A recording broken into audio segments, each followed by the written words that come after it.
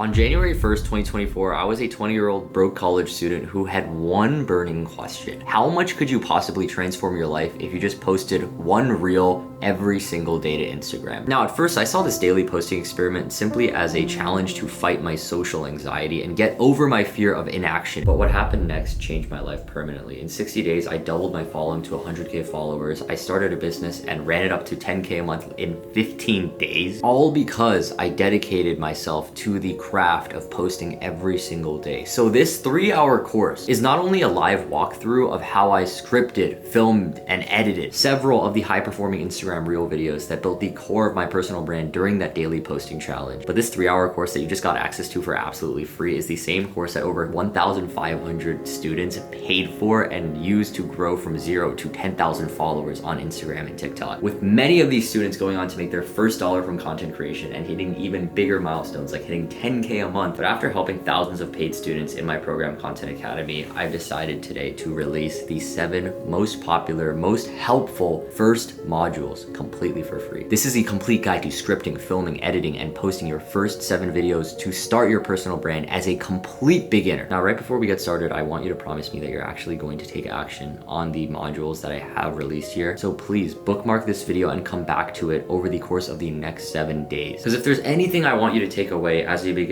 it's that content creation must become a habit before it becomes a skill and before it becomes an income. Your dream life, making your first dollar from content creation, can literally be just 30 days away. And I know this because I've seen it firsthand with students who have joined my program, and some of them got their first 10,000 followers and made their first $1,000 with content creation, but literally within the first 60 days. But crazy results like this starts with you simply right now taking action and going down to the first link in the description to get the cheat sheet to follow along this entire 7-day course to starting content creation with me. So without further ado, let's create our first video together in the day 1 module. In this module, I'm going to be walking you guys through exactly how to make your first video for TikTok and Instagram Reels, how to script your video word for word, how you're going to be filming and recording yourself on camera, exactly what buttons to press while you're editing, while you're filming, exactly how to edit your video. Let's just jump right into it. We're gonna start off with 4 very easy questions. This is gonna take you probably less than 5 minutes. But first of all, welcome to day 1 of your new life as a creator. Get ready to change your life and change lives. I wrote this here just as a little bit of encouragement because it's an internal game as much as it is an external game. And I know this because I only started my personal brand 2 years after I started creating content online. So I started off just making memes online, Among Us jokes, Squid Game memes. But the thing is, I never actually put myself out there, my genuine self. As a result, really struggled to monetize, could never sell anything or convert for my life. No sales. There's no way I could have run a business through this comedy content. And even though the views were decent, actually pretty good, it meant nothing. So I had to start from absolute scratch again. And then I realized how difficult it is to actually put myself online. So we're going to start as easy as possible. And we're going to make these 4 questions and 4 answers. Hi, my name is blank. I'm blank years old, and I am currently and I want you to put your occupation here, your very surface level occupation. And I'm not a big fan of these surface level things, but it really is like an easy way for people to get to know you, especially in your content. So for me, I would say, hi, my name is Mino. I am 20 years old. I'm currently a sophomore in college. Very simple. I could even say a sophomore in Boston College. Another thing I could say is I'm a business owner and sophomore in college. Just put one of those labels or multiple of those labels. Then let's move on to the next question. And this one gets a little bit deeper, but why am I starting content creation? And even if you have already started content creation, I still answer this 1 sentence, 2 for this one. So I put 2 examples. One is I'm starting this content challenge because I want to show people that content creation doesn't have to be this high bar thing. And all it can take is putting a camera down and talking. So because I've already started content, by the way, like this content challenge really is just me posting my first video. And what we're going to do with this whole week, day 1 through 7, is post 1 video every single day. I know you're probably thinking I'm a little busy. I don't know if I have time. This is going to take 1 to 2 hours every single day. If you're telling me you cannot block out 1 to 2 hours every single day, really?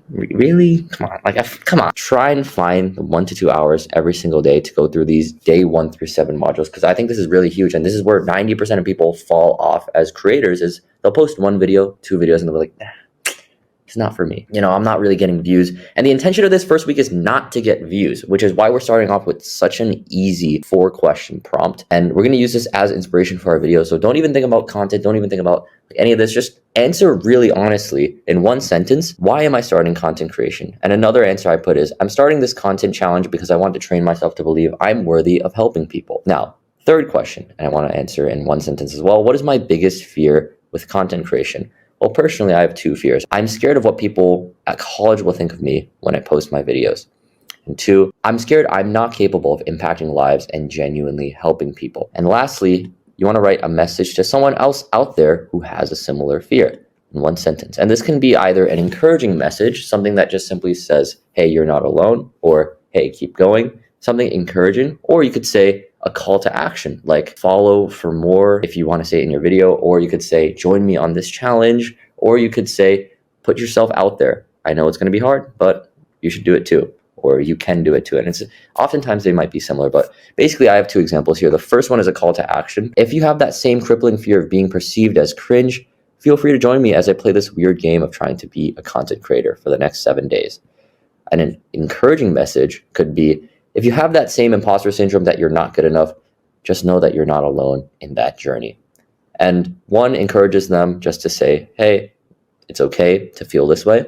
And the first one is a call to action saying, join me. I want you to write out your answers. And then after that, I actually want you to take those answers and go to Discord. And I've just copied and pasted all my 4 sentences. So first we're going to say it. And because I'm actually the first person to say this, because we're writing the module as we speak, I'm just going to reach out to the most recent person who said something, and his name is Joe. He said that he actually runs a YouTube distribution network. So I'm just going to simply right-click his profile and message. And then I'm just going to be like, hey, ask a question, say hi. We're all here to connect, to build a community of fellow creators. You know, you could say literally anything. You just be like, yo, what's good? I'm going to send the message and, you know, take the time to actually get to know this person, because why not? I'll add him as a friend as well. It's a lot easier when you have somebody else in your corner on that same journey. This is probably one of the most impactful things that you can do. Literal conversations from content creators that I've met back like 3 years ago have genuinely changed my life. There's one time I had a friend who said, what's your dream with content creation? At the time, I didn't have a dream. So it really made me think, maybe I should be a little bit more ambitious. He told me his dream, which was like move out to a content house and start traveling the world. And he did that. So like, it's so cool to meet genuinely inspirational people, because you realize that they're not just people on the internet. Like, these are real people. So it'd be even better to like hop on a call. Yo, let's go. Okay, we are back here for step 3, which is the video portion. And basically we're literally just going to take the answers to these intro questions, literally just copy and paste them into this very, very simple video format. Now, I know you're probably thinking, well, like, there's no way I'm going to actually film this and post this. Like, there's no way I can just copy and paste my answers and make a decent video. Maybe it will be a decent video. Maybe it won't be a decent video. But the point of this is simply to get yourself out there and actually post. So the hook, today's day 1 of posting every day for 7 days as a blank year old label. So this is a very easy way for people to get to know you. Instead of saying something like, hi, my name is blah, blah, blah, simply give them a reason for actually getting to know you. Today is day 1 of posting every day for 7 days as a 20-year-old content creator in college, or sophomore in college. I'm starting this content challenge because, and then you're just going to take your answer from question 2. I'm starting this challenge because I want to show people that content creation doesn't have to be this high bar thing, and all it can take is putting the camera down and talking. Personally, I'm scared of what people at college will think of me when I post my videos. So if you have that same crippling fear of being perceived as cringe, feel free to join me as I play this weird game of trying to be a content creator. I'll see you guys tomorrow for day 2. Boom. And that is the script. So you're going to write it out. You're going to have that literally just copied and pasted down. And then we will move on to actually filming our video on our phone. So I'll see you guys on my phone. So now that we are on our phone, the first thing we're actually going to do is open Google Docs on our phone. If you don't have it already, just like download it, or wherever you honestly did this script on, if you did it on a different app. And we're simply going to highlight this entire script and then copy it, right? Now what we're going to do is download the CapCut app if you haven't already, because this is where we're going to do all our editing and also a lot of our filming. So we're going to download it and then open it. And now what you're going to do is press that expand button in the top right. Expand. And then we're going to go into the camera button right there. Press camera. And then, now that you can see my beautiful face, we're gonna turn it to 3 minutes so we can actually give ourselves the luxury to be able to talk for 3 minutes, even though this video should not be any longer than 20-30 seconds. And we're gonna press that cool little teleprompter button right up there. We're gonna press it, there we go. And we're gonna press that edit button because I already have my other script there. And we're gonna clear all if you have something there already, and simply press it and paste.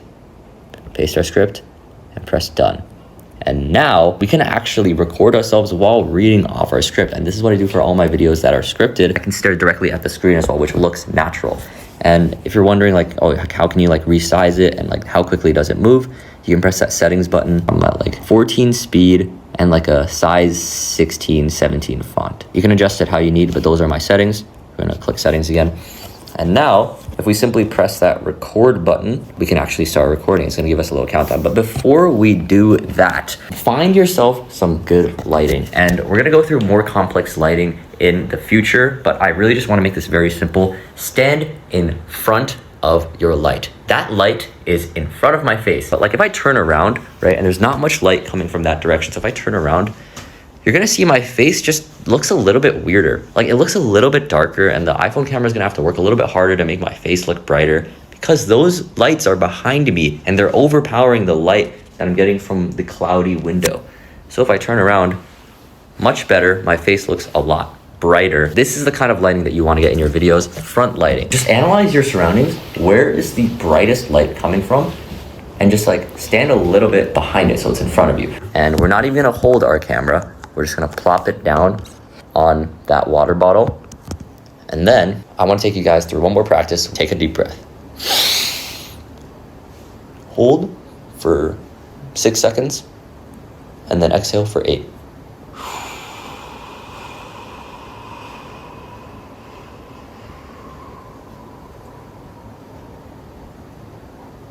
And it's a really good way to calm your body, calm your nervous system, because naturally, if you are new to this, or even if you are decently experienced, you will get some sort of anxiety in front of a camera. It's super natural. It happens literally to everybody. It still happens to me to this day, where I feel like, oh my goodness, like this is a camera. I need to sound good. I wonder what people are gonna think about me. This feels so weird because it's a literal freaking metal box and I'm not used to talking to a metal box.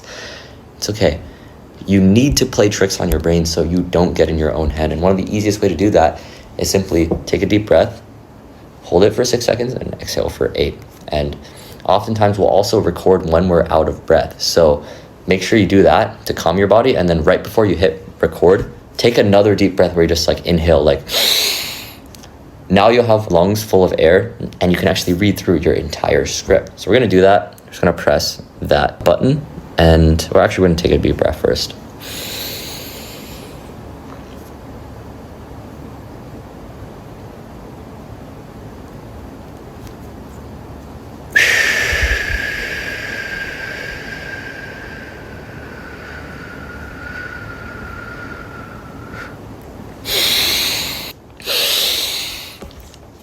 Today's day one of posting every single day for 7 days as a 20-year-old sophomore in college. I'm starting this content challenge because I want to show people that content creation doesn't have to be this high bar thing. And all it can take is putting a camera down and talking like this.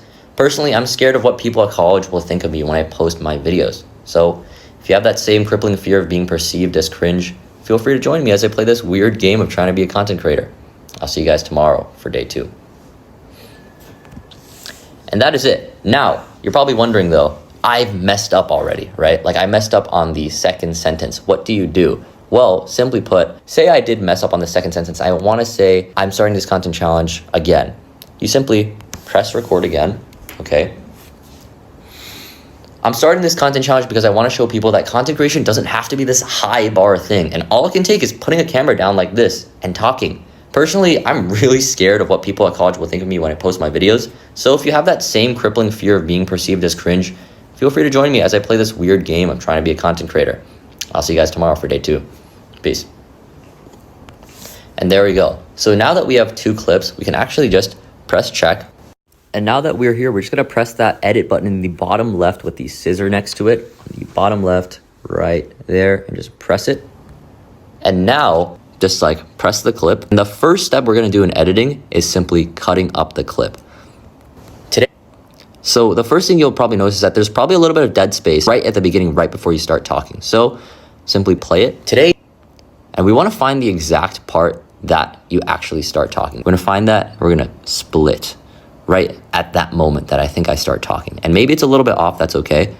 And then we're going to zoom into the timeline with 2 fingers so we can get a little bit more detailed view. We're going to press that first clip that is not anything that we want in our video and delete it like that. Now we can just watch it again. Today's day 1 of posting every single day for 7 days as a 20-year-old sophomore in college. So now say at this point right here, I want to actually cut it and I don't want to include any more of this clip that's 20 seconds long, but only at the 5-second mark. I want to cut it and not use the rest of the 21 seconds of this clip. What we're going to do is we're going to go to the exact moment that the sentence ends. So right here, where did my sentence end? Or in college. Right about here. And I'm just going to press the clip again and split, and then the rest of the 21 seconds, delete. And now I have the second portion that it cuts to, college. I'm starting this content challenge. There we go. So now where does this sentence actually start? Now you could probably cut it here and it'll be okay, and I'll show you what that looks like. Split, delete, college. I'm starting. You'll notice there's like a little bit of space in between right here, the 2 clips. More in college. I'm starting this. And what we actually want to do in this first challenge in editing, cut the minute details. So I probably start talking around here, and that's probably like a few milliseconds. It's less than a second of dead space at the beginning, but we're gonna do the same thing where we want to find exactly where I start talking. So right about like here is probably where noise is made. It's like margin of error of like a few milliseconds, but say around here, we're gonna press the clip, split, and delete the part in the middle. We're gonna see how it transitions. Sophomore in college. I'm starting this content challenge because, and there we go. When we cut those minute parts, it really feels like a very snappy, well-paced cut. Today's day 1 of posting every single day for 7 days as a 20-year-old sophomore in college. I'm starting this content challenge because I want to show people that content creation doesn't have to be this high bar thing, and all it can take is putting a camera down like this and talking. Once again, we can do that same cut here and talking. Personally, talking, right? Where there's a bit of dead space, we can split again right when I start saying personally, cut that 0.2 seconds, and it'll sound cleaner. And talking. Personally, I'm really scared of what people at college will think of me when I post my videos. So if you have that same crippling fear of being perceived as cringe, feel free to join me as I play this weird game of trying to be a content creator. And right here, I can also cut one more time. Content creator. I probably stop talking around here. I split up. And we can split again right here. Cut that space in the middle. And the pacing should feel really good. Content creator. See you guys tomorrow for day 2. Peace. And then right here as well, there's probably a good like 1 second of me stopping it. That's like that little millennial moment. We can just cut it right here when I close my mouth and delete. Now we can watch the whole thing and just see how it feels. Today's day 1 of posting every single day for 7 days as a 20-year-old sophomore in college. I'm starting this content challenge because I want to show people that content creation doesn't have to be this high bar thing, and all it can take is putting a camera down like this and talking. Personally, I'm really scared of what people at college will think of me when I post my videos. So if you have that same crippling fear of being perceived as cringe, feel free to join me as I play this weird game of trying to be a content creator. See you guys tomorrow for day 2. Peace. And now, the last thing that we're gonna do with this very simple video is go to the beginning and press that text button right here. Press that text button and press auto captions right here. And these are the settings for my auto captions, but these are simply default. It's video, there's no template on, and bilingual captions none, identify filler words off, and generate. And there we go. Now we have these auto captions that look pretty cool, and we can watch the whole video again to see what it looks like. Today's day 1 of posting every single day for 7 days as a 20-year-old. Just press that last text box. This is a weird thing that CapCut always seems to do with its auto captions. Press that last text box and just move it forward a little bit so it ends before the actual video clip ends, because if you'll notice, there's a little bit of black space at the end. So like do that, and now that should remove that. And I want you to check for any typos. So for here, there's one typo. It says all I can take. Now, obviously I don't think this is like make or break the video, but I just want to get you guys in the habit of actually fixing these typos by showing you, you press this and you press that edit captions thing right there with the 3 lines at the bottom. And from here, you can access all the caption lines and you can actually just edit them in bulk. So what I want you to do is find a typo and all it can take. Simply just retype it. All it can take is putting a camera down like this, talking. Now, I also want you to never allow two different sentences to actually be on the same line. And that happens once here. Oh, watch it. Today's day one of posting every single day for 7 days as a 20-year-old sophomore in college. I'm starting this content challenge because I want to show people that content creation doesn't have to be this high bar thing. And all it can take is putting a camera down like this and talking. So now you can see it says and talking. Personally, these are two separate sentences. So all I want to do is press return. Personally, I'm really scared of what people at college will think of me when I post my videos. So if you have that same, and right here too, so if you have that same crippling fear of being perceived as cringe, feel free to join me as I play this weird game of trying to be a content. And right here, there's also a typo. It says I'm when it should be of. And there you go. I'm trying to be a content creator. See you guys tomorrow for day 2. And then I'll cut it here as well. And there we go. And talking. Personally, I'm really scared of what people at college will think of me when I post my videos. So if you have that. So right here, let's just say like it's not terribly misaligned, but I do want to make this like slight edit. Right here is when I start saying so. What we're gonna do is press that green caption box, move it, that end portion with that white scrubby thing, and move it to the line where the word actually starts. And then we can take the second caption box and move the leftmost white scrubby thing to where it should go. And boom. These little alignments, obviously this is a very, very small misalignment, but like you will have to make these slight alignment fixes just a lot of times through bigger errors. So if you have that same crippling fear of being perceived as cringe, feel free to join me as I play this weird game of trying to be a content creator. See you guys tomorrow for day 2. Peace. And there we go. The last thing we want to do before we post this video, I know last edit for these auto captions is take any one of these pieces because they all get edited the same way. And I want you to press one of them and with 2 fingers on the screen in the actual visual part, I want you to resize it and make it very slightly smaller. So it starts off like this. Make it very slightly smaller with 2 fingers by pinching it closer. And then moving up a little bit like there, where it's about 30% up from the screen. Because if it's down here, there's the caption part right here on these social media platforms, the like Instagram or TikTok username plus caption. So you don't want it to be down here and you don't want it to be big to the point where part of the caption is blocked on the right side by the like, share, comment button.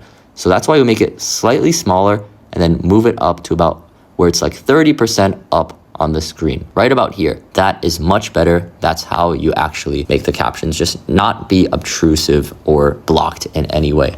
And finally now, press any one of the clips, press volume, and just increase it to 200. Today's day 1 of posting every single day for 7 days as a 20-year-old sophomore. And what this does, it just increases the volume of the clips for all of them. Generally speaking, obviously, like don't make it ear-blastingly loud, but a slight increase in the volume will help a lot in just being a little bit more audible because a lot of times our audio might come off as quiet, especially when we're not loud talkers. So yeah, up your volume. You could even do 300 or 400% if you need to. Now we are officially done and we can press our export settings in the top right where it says 720p or 1080p or whatever. And we actually just want to do it to 4K. Now I know you're probably thinking, do the platforms actually accept 4K? I believe TikTok accepts 4K, but Instagram only accepts 1080p. So like doing 4K will just allow you to get like slightly better quality and it really doesn't hurt. Make sure your frame rate is no higher than 30. I really recommend 30. Do not do 60 because it'll just come off really choppy. The apps actually cannot showcase 60 frames per second footage. Only Instagram, I think, is able to, but TikTok, it comes out really choppy and weird when it's 60 frames per second. So just do 30 and then do a recommended code rate. And finally, once all settings are checked off, that top right button with the arrow is the export button.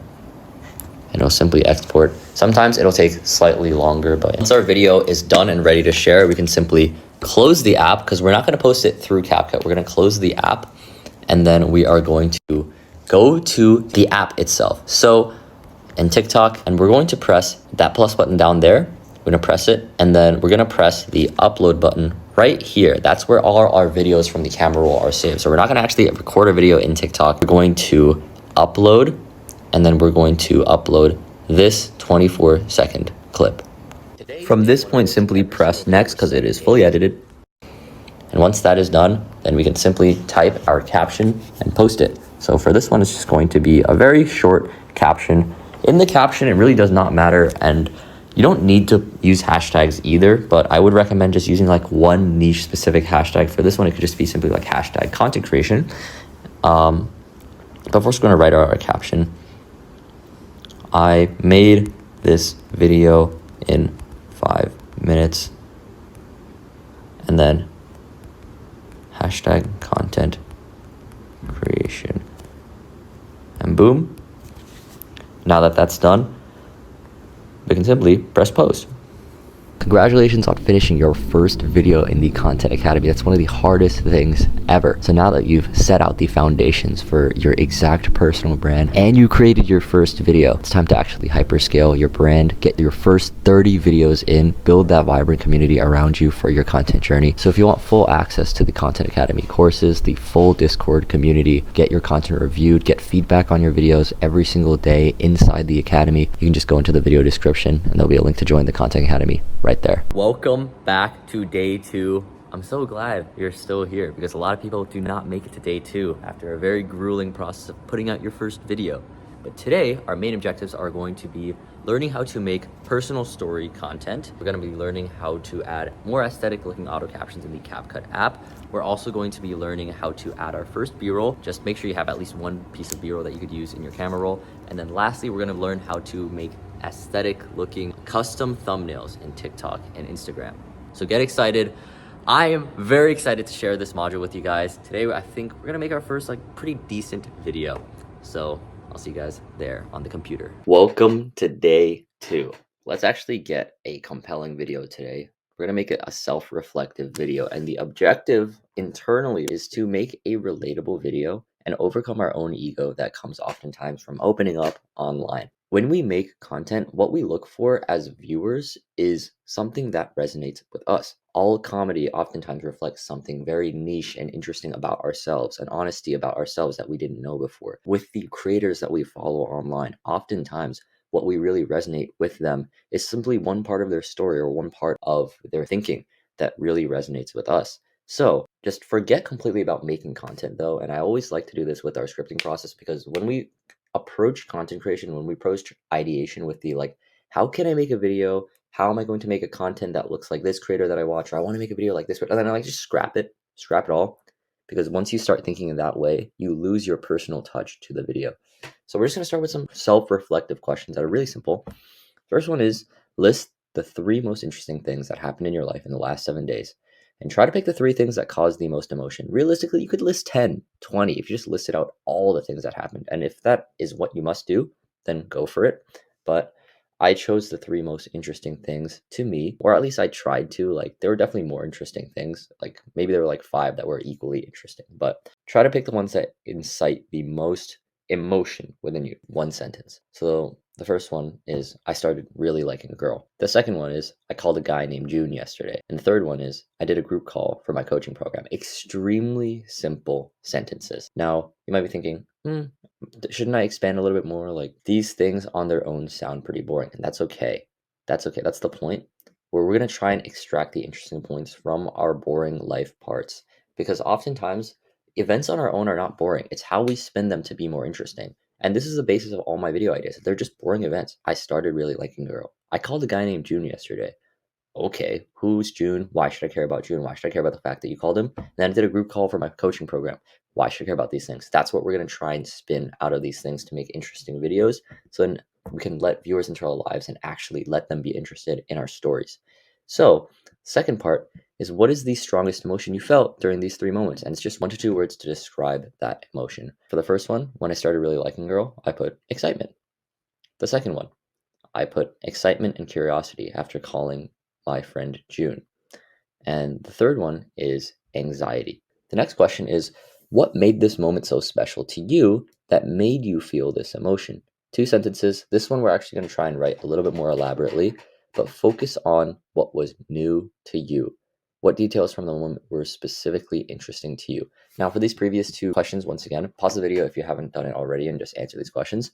But This next question is going to be a lot more expansive and it's probably going to take a little bit more time. The first one, when I started liking the girl and I started feeling excited, the reason why this moment was so special to me and I felt this excitement is because it's the first time I think I ever truly liked a girl. This is a new feeling to me, this level of clicking with somebody. Second one, I called my friend June and I felt excited and curious. Why? It's because June grew from 1,000 to 30,000 followers in the past 2 days on Instagram. So that's what made it really interesting. What detail really made it interesting to me? I asked him if he felt different because of the sudden numbers, and he said no. He simply focused on his purpose with the content. Now, this was an hour-long call, and there were so many other things that I could have taken away from it. And I could make like 5 videos on this conversation. Not that it was like the most insane conversation in the world. Like you guys never have, like this is just conversations at the end of the day. From every single moment, there are interesting things that happen. I chose to pick out the conversational piece that we talked about of, do you feel different about the numbers? Because that's what just stuck out to me as an interesting part. And the last part of, I did a group call for my coaching program and I was feeling anxious. Why was this moment so special and made me feel anxious? It's because I feel like I've been letting down my coaching community for the past month. So I was really worried that people wouldn't really be engaged in the lesson. That's why I was anxious. Then I was pleasantly surprised when 30 people showed up and the Q&A lasted the entire hour. Pause if you haven't done those questions and answer these 3.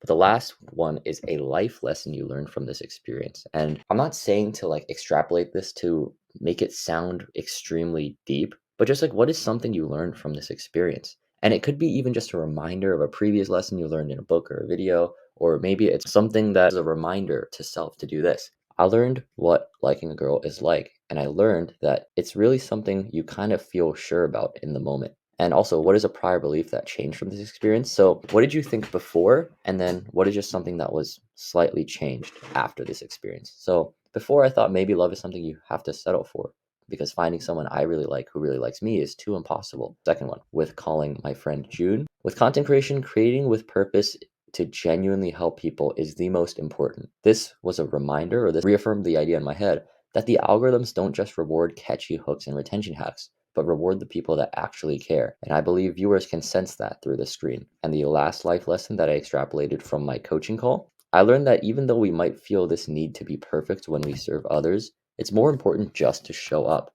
Before, I thought I should only show up to calls if I'm ready to be energized and motivational for my clients. And what we're going to do is Mad Lib style, literally just copy and paste our answers to make our video script. So I've literally just formatted it using this copy and paste structure recently or in the past week or yesterday or today or X days ago. We start off with the interesting event, which is literally number 1. And then we go on to what made this so special, which is question number 3. So we're skipping over question 2 for a second. And then we say, this is honestly so blank emotion from question 2. Because in that moment I realized, and then we insert question number 4, the life lesson. So I know this might not make the most grammatical sense for your answers, and that's okay. We'll revise it very slightly at the end, but this was designed to largely make sense. Okay, so I have them posted here. Video number 1, liking a girl. In the past week, I started really liking a girl. It's the first time I think I ever truly liked a girl. This is a new feeling to me, this level of clicking with someone. And it was honestly so exciting in the moment because I learned that liking a girl really is something you kind of feel sure about in the moment. Before, I thought maybe love is something you have to settle for because finding someone I really like who really likes me is too impossible. Now, let's do a quick revision here, especially with the first 3 sentences, because usually like past the first 3 sentences, we shouldn't really worry too much about it. But like first 3 sentences are the most crucial for any video. Notice here, we don't say like, hey guys, or welcome back. It's a very obvious cue, but just like never say those things because you're making your videos appeal to a random audience of strangers who have never seen your face before. That is the goal. Therefore, don't feel the need to like exchange pleasantries with your existing audience of like, hey guys, welcome back to my video. Especially with short form content, nobody really cares, and nobody cares enough about you to watch through and wait for you to just dilly-dally around on camera until you actually get to the point of the interesting meat of the video. In this case too, in this past week, I started really liking a girl. It's the first time I think I ever truly liked a girl. I think the goal when we do our revisions is to, 1, make it feel like it flows well, make each sentence feel like it flows well into the next, and cut out any parts that are actually redundant. I feel like I really started liking girl. It's the first time I think I ever truly liked a girl. So instead of splitting up in 2 sentences, oftentimes we can simply I started for perhaps the first time ever. In the past week, I started really liking a girl for perhaps the first time ever. This is a new feeling to me, this level of clicking with somebody. And this is honestly so exciting in the moment. Instead of saying this, I'll say it. And it was honestly so exciting in the moment because I learned that liking a girl really is something you kind of feel sure about in the moment. I say in the moment twice.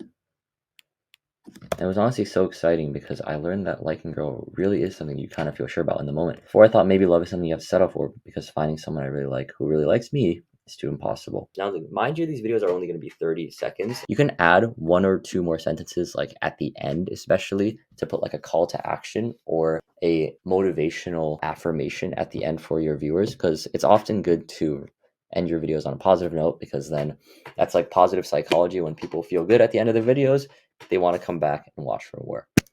But now I realized the patience really did pay off. So this one I want to be motivational for people creating content as well. I'm going to address the viewers who are also creating content because this is most likely who it's going to be most relatable to. These videos are most relatable to people who are going through the same situation as you. People who are going through caring about love or feeling like they have to settle. This video is relatable to fellow content creators who maybe want better numbers or are confused about how purposeful they should be in their content. And this last one is for fellow business owners. The numbers follow impact, like that. Very motivational call to action saying, do this, fear. And there we go. Now we have 3 very compelling video scripts. And from there, now we can simply just choose one and move over to our phone. So I think the second one is the most compelling. So we're going to just choose this one and we're going to move over to our phone on Google Docs. We are back on our iPhone. We're going to Google Docs and we're going straight into our document with our script. Scroll down to our script and we're just going to copy our entire script, the usual. Copy. I'm going to go into CapCut. We're going to speed run this process because we already learned it on day 1. Camera, teleprompter, edit, clear all, tap, paste, done, boom, bada bing, bada boom. Switch to 3 minutes. CapCut has this weird bug where like the first time you record, the audio gets messed up. Like the first 3 seconds of the take when you open the app, audio gets messed up. So we're just going to delete that. Okay. Quick little pre-filming warm-up. Of course, too, we're right next to our ring light this time, and the lighting is really good because not only do I have the ring light, but I also have highly colorful lights in the background. So I would recommend always try to put color in your background and stand very close to your primary light. The further I stand away, the worse the lighting on my face gets. The closer I stand, the better, and it looks a lot clearer and clean. So we're just gonna put our phone down, take a very quick deep breath.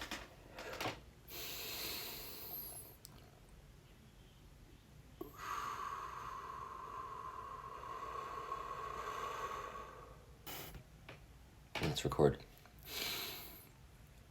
Yesterday I came up, messed up.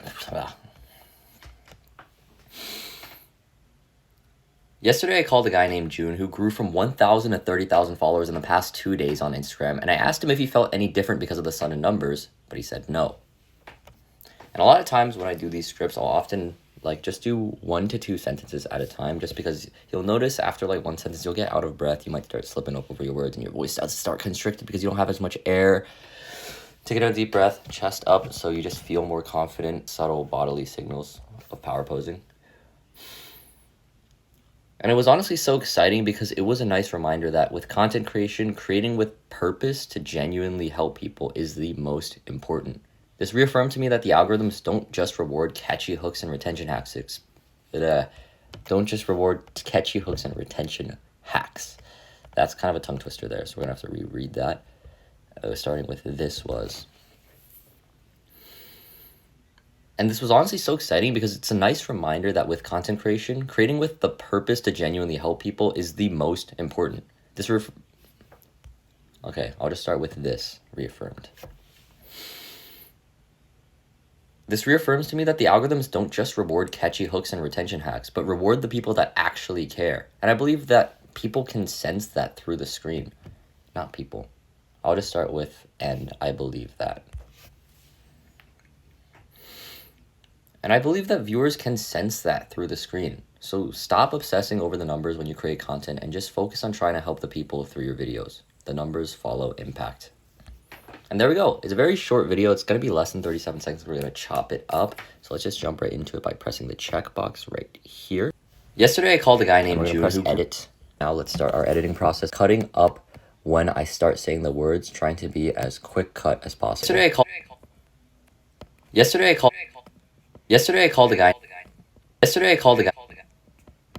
called a guy named June who grew from 1,000 to 30,000 followers in the past 2 days on Instagram, and I asked him if he felt any different because of the sudden numbers, but he said no. No. Ends right there. No. And this was honestly... No. And this was... No. And this was honestly so exciting because it's the most important. I trip up the word there, so we're just going to cut it here. Maybe cut a little bit off of it. Important. This reaffirms... We're going to use the white scrubby things. We can just press and hold it and then move it down. You can also pinch the timeline with 2 fingers. Oh, I did not mean to do that. Pinch the black space on the timeline with 2 fingers and you'll see you can zoom in or zoom out to make more fine cuts like this. Is the most important. This can cut a little bit off here. Important. A little bit more. The most important. This reaffirms to me that the algorithms don't just reward catchy hooks and retention hacks, but reward the people that actually care. And I believe that people can sense that through the screen. And I believe... There we go, the actually care. Split, delete, care. Care. I'm gonna trim this. Care. And I believe that viewers can sense that through the screen. So stop obsessing over the numbers when you create content and just focus on trying to help the people through your videos. The numbers follow impact. There we go. A very 30-second piece. We're just going to watch it one more time to see how it sounds. Yesterday, I called a guy named June who grew from 1,000 to 30,000 followers in the past 2 days on Instagram, and I asked him if he felt any different because of the sudden numbers, but he said no. And this was honestly so exciting because it's a nice reminder that with content creation, creating with the purpose to genuinely help people is the most important. This reaffirms to me that the algorithms don't just reward catchy hooks and retention hacks, but reward the people that actually care. And I believe that viewers can sense that through the screen. So stop obsessing over the numbers when you create content and just focus on trying to help the people through your videos. The numbers follow impact. And there we go. Perfect. We have it well cut up. First thing we're going to do, we're going to press the first clip, go to volume and increase it to around 200 to 300. I feel like 200 is actually okay. And then just press loudness adjustment. Yesterday I called a guy named June who grew... And now that should adjust all the videos to just be slightly higher volume, which is always good. You never want the video to be overly quiet. So the very first thing we're going to do is simply press text and auto captions. And these are the settings. Never change them on this screen and just generate. And there we go. Now we have all the auto captions generated. The first step we do is press the green box, pinch with 2 fingers, and move it slightly up so it's about 30% height from the screen. Right there. Just above that third quadrant of the screen, right there. Yesterday I called a guy named June. We're gonna remove a little bit because it always gets black at the end because the CapCut auto captions, for some reason, always go a little bit over the video, which is really annoying. So we're gonna trim that. Yesterday I called a guy. And what we're gonna do is go into style first and choose our font of choice. So I'm gonna go into fonts and then search, and I'm just gonna choose the classic font. This is the classic TikTok font that is always used automatically on TikTok. Close it and then go to styles and then press that like no style thing. And there we go. Yesterday I called a guy named June. I remember we're going to press the first caption box, press edit captions, and then we're actually going to do one new editing tactic for today's video. Today we're simply going to make sure all of the lines are only 1 line long. So first we're going to edit a spelling error there, and every time you see the sentence get cut off and start a new line, simply press return there. And you can see they're both 1 line. Yesterday, actually I'm gonna correct the capitalization here. I called a guy named June. His name was actually June without an E, who grew from 1,000 to 30,000. Actually, I want to put a 30K there. Who grew from, I'm gonna actually stop it from who grew from 1,000 to 30,000 followers, like that. Grew from 1,000 to 30,000 followers in the past 2 days. In the past 2 days on Instagram, just returning every single time. So now we can rewatch it and see where the captions get misaligned, because every time we press that edit captions button, it'll just get slightly misaligned. Yesterday I called a guy named... Right here, named starts about like here. Yesterday I called a guy named June who grew from 1,000 to 30,000. I think 1,000 starts. Who grew from 1. Yeah. 1,000 right there. From 1,000 to 30,000 followers in the past 2 days on Instagram, and I asked him if he felt any different because of the sun and numbers. But I asked him because of the sun and numbers. The numbers follow impact. And now I'm going to do one more optional part, and you don't have to do this, but I'm just going to show how it's done. Tomorrow, we're really going to focus on the B-roll, but because I do talk about yesterday, and I'm just going to add a B-roll clip on top of the talking head portion. So I always film my talking head portion separately. And what we're going to do is simply press overlay. We're going to press add overlay, and then find the clip. There it is, 33 seconds, and then add. And then from here, we want to first mute the B-roll clip. So mute it. And then use 2 fingers and pinch it in.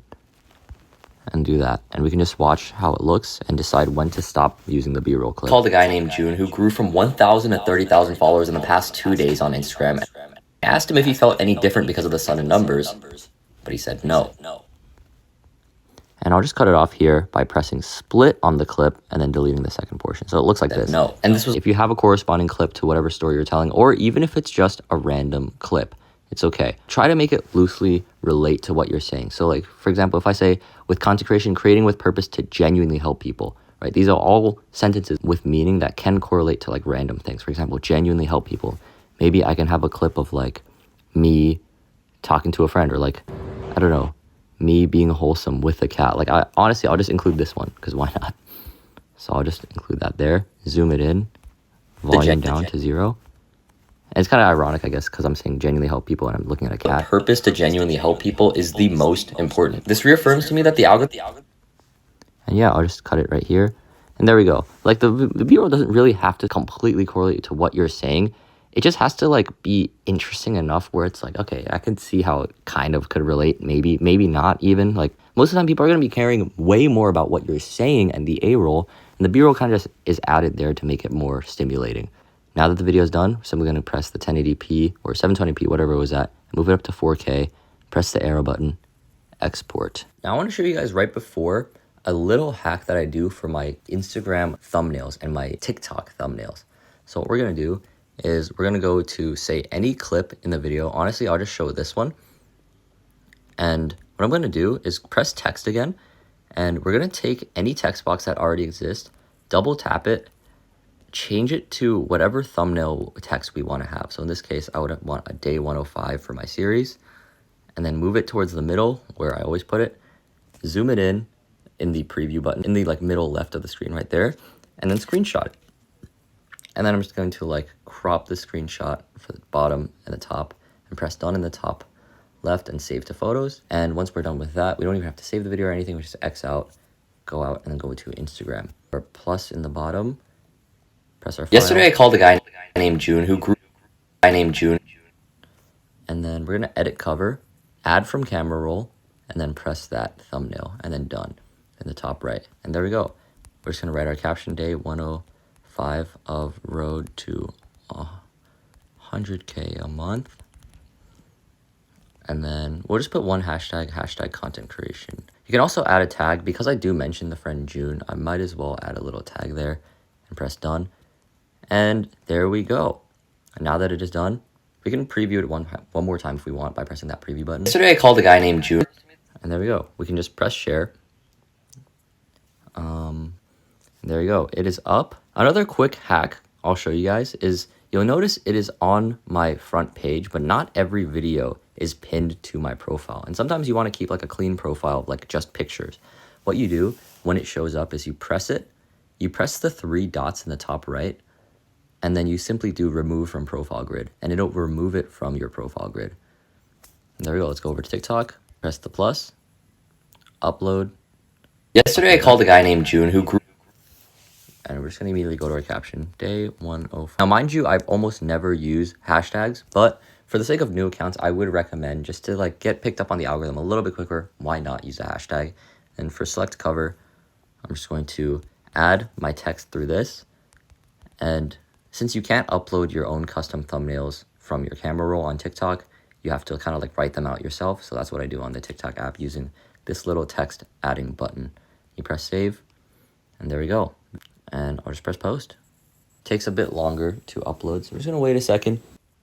And there we go. It is uploaded to our page. We're gonna refresh a couple times because you'll notice if you actually check the video, there's a chance it might just be not actually uploaded for the first 1 or 2 minutes because it is under review all the time when you post a video. Yesterday I called a guy and I'll show you how you can check that out. If you just press the bottom 3 buttons here in the bottom right, the 3 dots, and you go to copy link, it'll say the video is under review right now, it can't be shared. So the video will not start getting views until this process is over. And that takes about a minute. All right, as you can see, it's up. It's now getting views. Congratulations on completing day 2. Pat yourself on the back, okay? Because I know progress might feel slow. You might have come into the program with these expectations of, oh my God, we're gonna get a first viral video right away. Oh my God, we're just gonna blow up. I would say a proper expectation in the first 30 days to get your first video over 10K.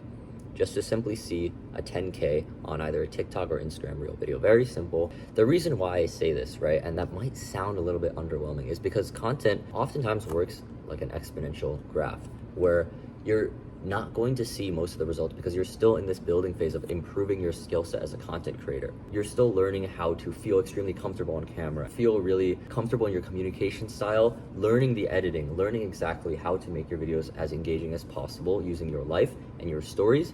And it's okay for it to start off slow. First few videos, I would only get like 1,000 views, 2,000 views, and I was over the moon. So set your expectations low and still work really hard because it is a long journey. I've been creating content now for 4 years, and only now have I really started making money. Like, it took me 3 years to hit my first 10K month in anything content related. So like, it's a long journey, and at the end of the day, it really is just time. So I want to give you guys a little bonus module before you guys leave off. Go into the Discord real quick. Just leave somebody a positive message. So what I want you guys to do is simply go to the content reviews section, find somebody, especially try to find somebody who doesn't have a review yet. So say Adam Slaw. We're just gonna check out his video, leave a little piece of feedback, and just say congratulations on posting today. Good job. You know, make somebody else's day, so then they probably feel motivated, and I guarantee somebody else will come in and just give you some valuable feedback as well. So let's just quickly watch Adam's video. This is day 25 of posting every day as a videographer and college student. I started this content challenge because I wanted to posting. Okay, I like it. I'm loving the multitasking. And then I'm just gonna leave an encouraging message. Keep it up. Love the consistency, bro. And boom, make somebody else's day. I will see you guys tomorrow for day 3. You know we do not stop. Fucking congratulations on completing day 2. You're a beast. You're awesome. I'll see you guys tomorrow. Now, if you're in this program, you are here for a reason. It's because you chose to take action. It's because you know you have potential to create, to actually impact lives. I know what that feels like. I felt like that 2 years ago when I first wanted to actually get into personal branding content. So in this module specifically, I want to explain how your mind, honestly, is stopping you from becoming a better creator. Now, I know you probably came in here because you really want the scripting templates that I have, or you really want the video tutorials on how I create my content, how I edit, how I script, how I film, what times I should post, but realistically, none of that matters. Yes, they matter past a certain threshold, but once you reach a certain threshold of a minimum quality for your videos, which you will hit very quickly, you will learn minimum within the first week. That is at most how long it will take, like 7 videos to learn this content strategy. But the main thing that might be holding you back, that honestly held me back for so long, is simply not feeling comfortable enough in my own skin and believing in myself enough to really understand that I can actually lead online. So there's 3 misconceptions that I want to break down first, because the content strategy you will be doing in our program is very simple. You will only be making talking head videos where you are talking to the camera, talking about your life, your experiences, and your knowledge. That is it. Now, before you have any objections like, oh, I don't really want to put myself out there, I don't really want to talk, personal branding literally only works when you are being so embarrassingly, humiliatingly, terrifyingly yourself online that it attracts the people who will genuinely love you for you. And I guarantee you're gonna feel resistance towards it. I felt resistance towards it for so long because I was so scared of putting myself out there. I had 3 fears that I had to overcome, and the only way I overcame it was through the systems that I will teach you later on in this video. But the 3 things were a fear of being seen, imposter syndrome, and lastly, a lack of faith and discipline. Now, for the first one, a fear of being seen, I simply did not believe at the core that I was worthy enough of being seen and being respected and being helpful and impactful to thousands of lives, let alone even like 10 lives. I couldn't imagine sitting in a room and just talking to 10 people and genuinely helping them. That's how little I believed in myself. Now, if you feel relatable to this, don't worry. That is completely normal. And that is honestly the reason why most people don't even start content, because they feel, oh, I'm not old enough. I don't have enough experience. I grew my page from 0 to 100,000 followers about self-development, about personal development, about fitness, despite only having done it for 6 months. I grew an audience of 100,000 people in 1 month from my words, from my influence, even though I wasn't the most qualified person in the world. But I want to highlight one thing. If you feel that you're not qualified, good. That's actually the point. Even if you feel you're only on step 2 of some sort of journey, there are hundreds of thousands of people out there who are stuck on step 1, and you are the best person to actually be able to help them because you know what it's like to be at step 1. You've recently been at step 1, and you are the best possible person to help that version of yourself, of your former self out there, because no one understands your unique problems, your unique limiting beliefs, your unique pains, traumas like you. You're not here to create content like me. You're not here to build a brand like Alex Ramosi, like Iman Gadzi, or like any other YouTuber that you love and watch. You're here to build a brand about you,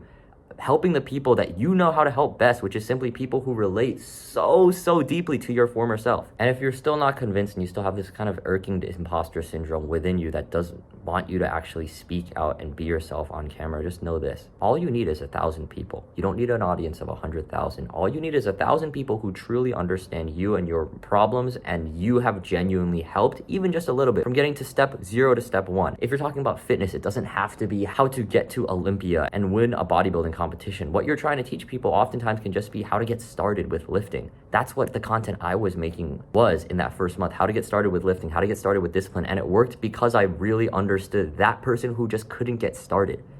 I was helping specifically the version of myself who needed somebody to simply hold their hand and say, it's okay to take things slow. It's okay to not understand where you're going.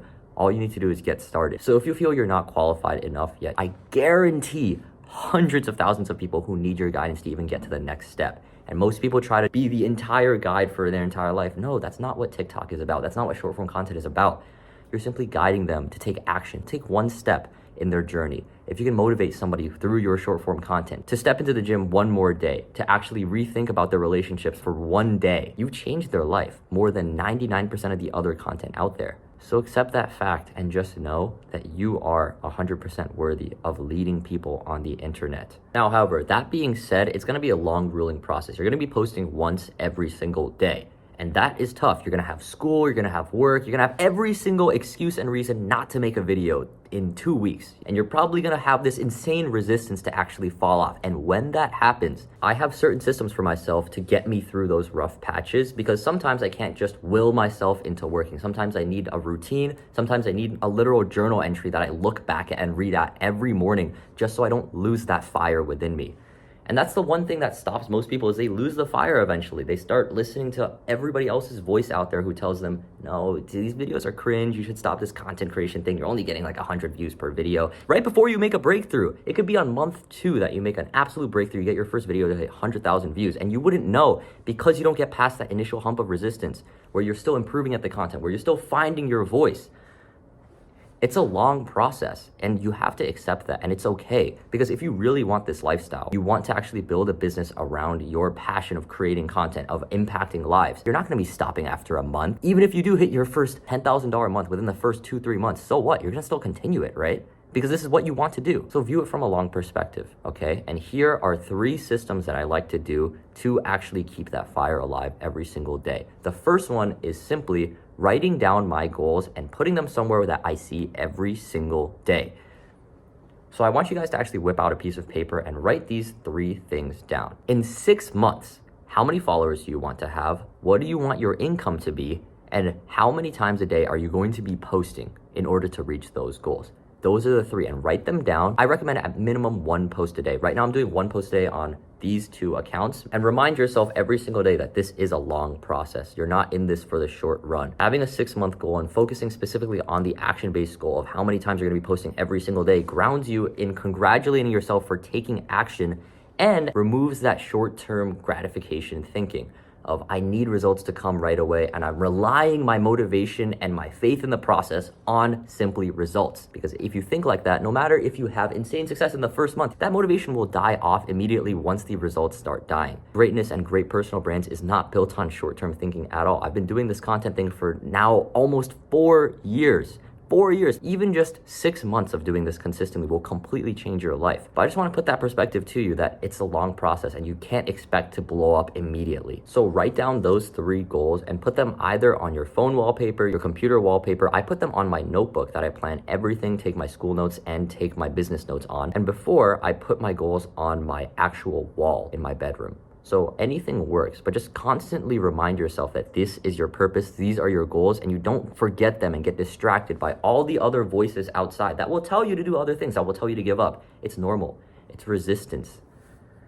It's the world telling you what they think is true, but the only way to block that out is to simply remind yourself every single day what your vision is. Now, the second one is very simple, but it's daily action. Post once every single day and only congratulate yourself for showing up. That is it. Do not congratulate yourself for how many views you get. Don't start patting yourself on the back for posting 1 video in a week and getting 10,000 views, because you didn't show up for the other 6 days. Content is simply a game of how often you can show up. And if you can show up once every single day and do that on repeat, your content and you as a communicator, as a person, will become so unrecognizable that you will become the creator who actually deserves thousands of followers, who deserves a business that's serving thousands of people. Now, the last thing I want you to do is simply lower your view expectations. Don't expect crazy views in your first month. In fact, congratulate yourself every time you hit a video, even over 1,000 views. I congratulate myself. I made a decent video that reached 1,000 people. Imagine 1,000 people in a lecture room. That is an entire lecture hall times 2 that you just got the opportunity to speak at. That's how cool it is to be able to reach 1,000 people through the internet. Lower your expectations in that sense.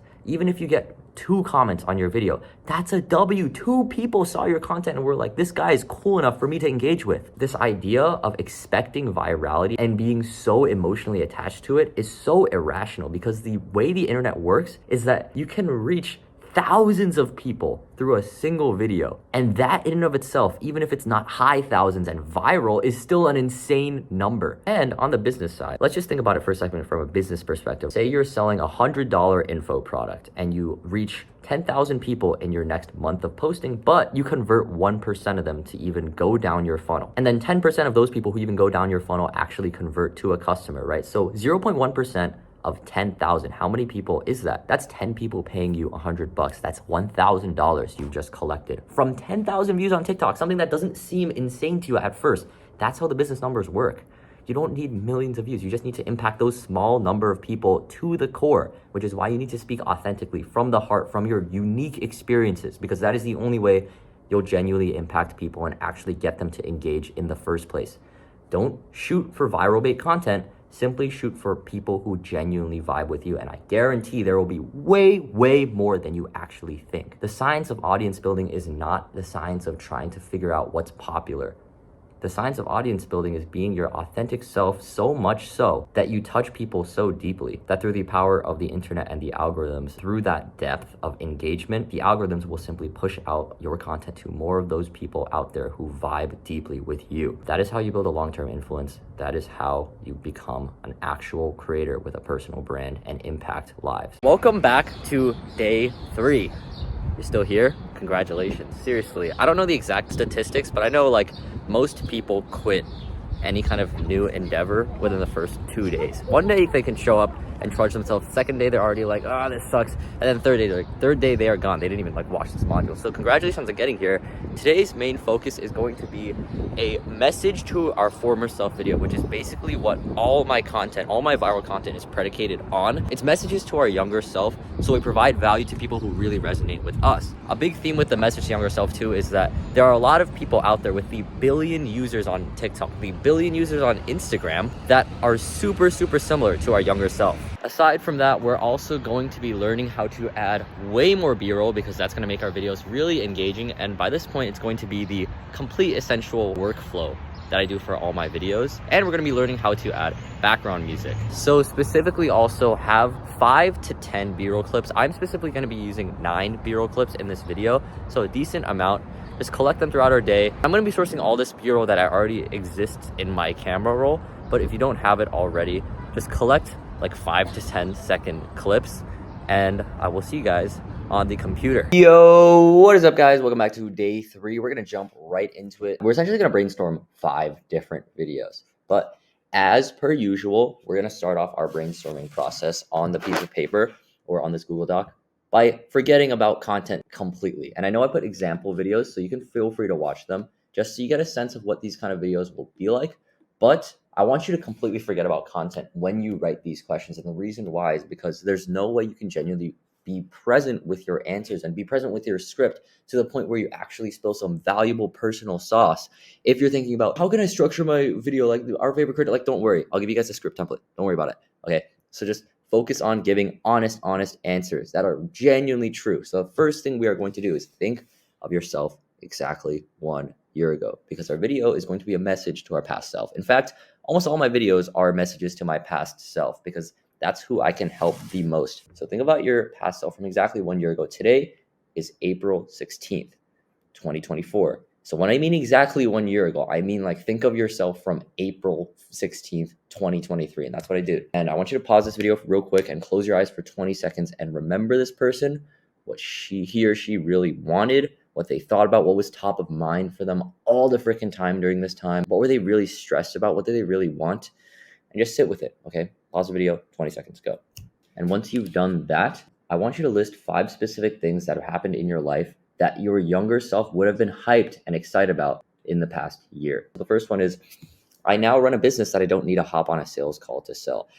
That is personally exciting to me because I didn't really like sales calls. They were just like a lot of pressure. And another one, I hit 4 10K months. At this point, a year ago, I'd never hit a single 10K month. So I would have been like, oh.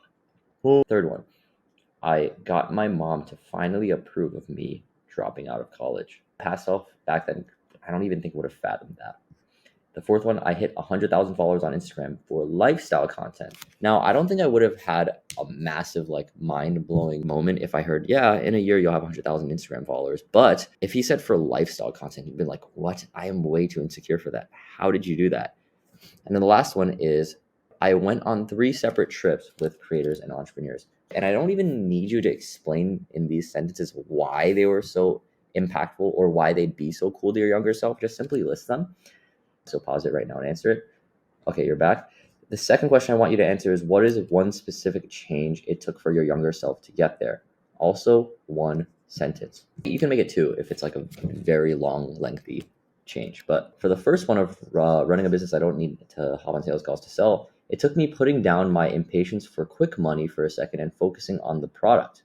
Now, that is a blanket statement that probably would have raised a lot of eyebrows and questions from my younger self, as does any piece of unsolicited advice.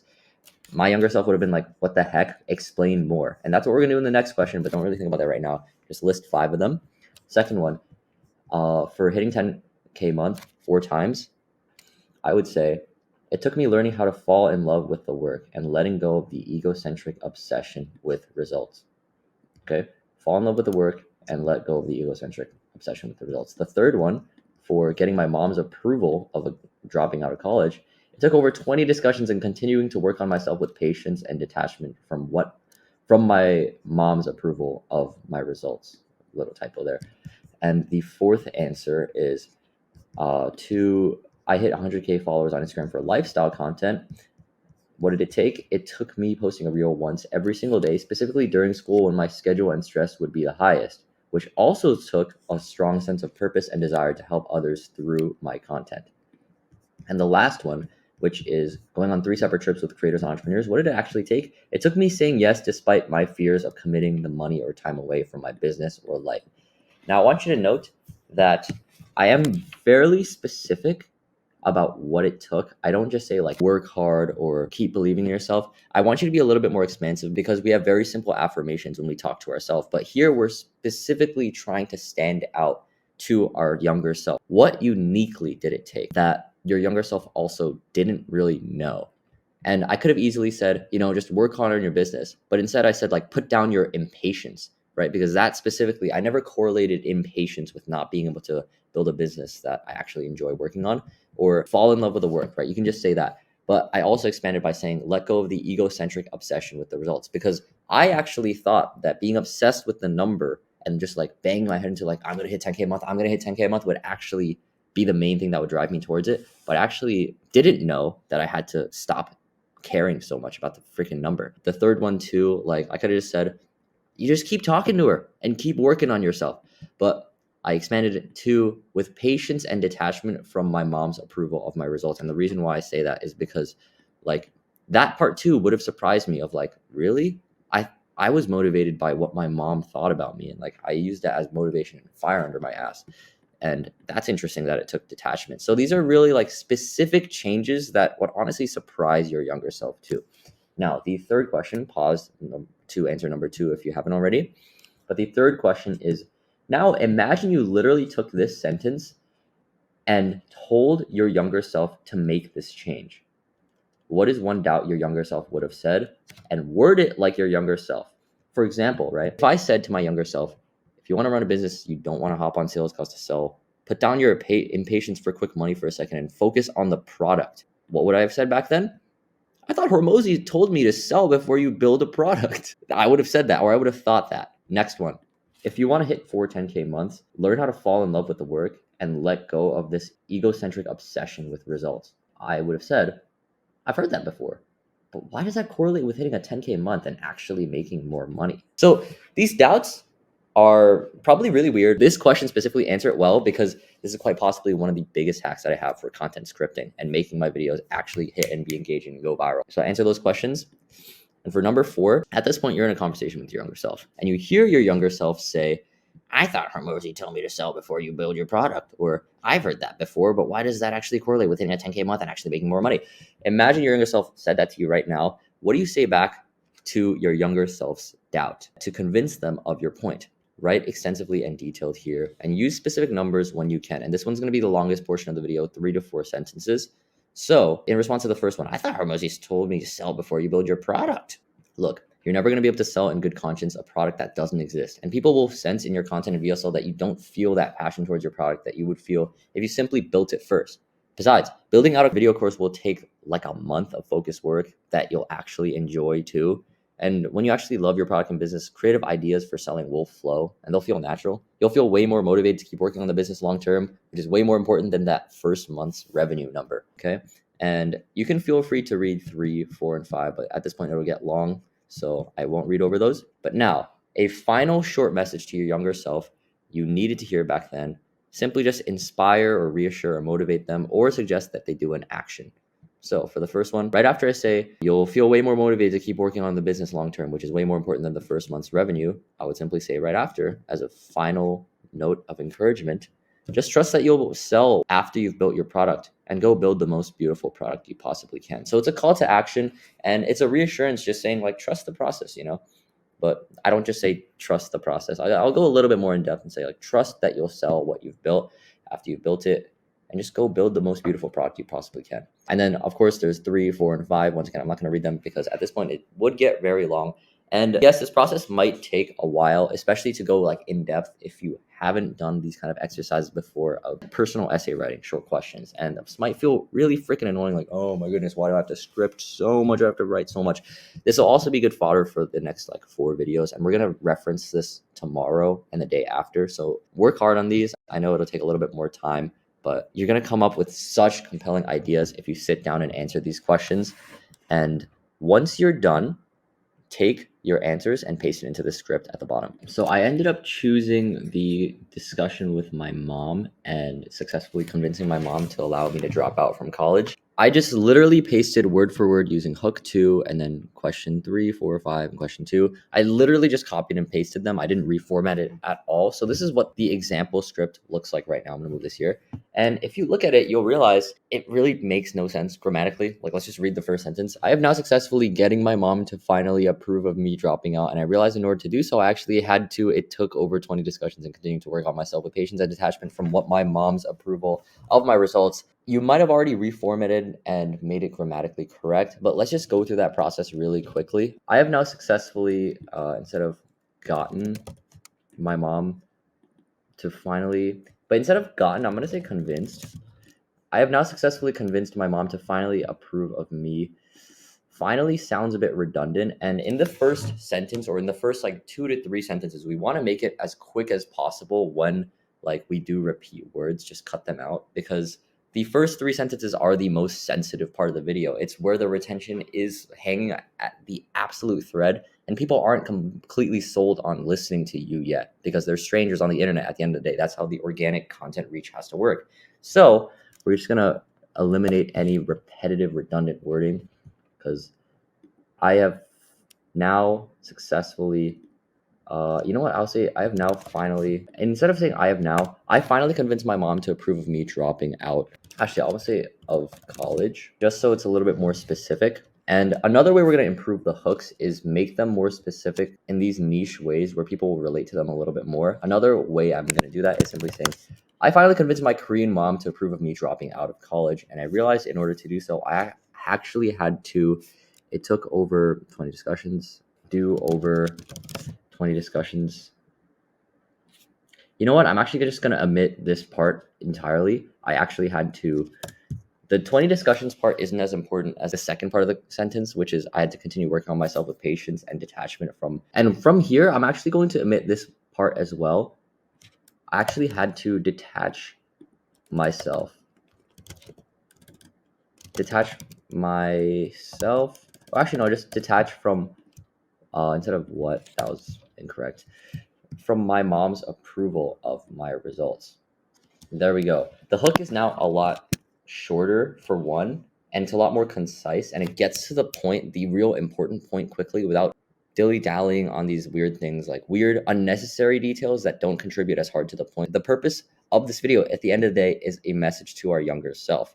And I could even say I finally convinced my Korean mom after 20 discussions to approve of me dropping out of college. And I realized in order to do so, I actually had to detach from my mom's approval of my results. Now we'll just move on to the rest of the 3 points and just fix any grammatical hiccups.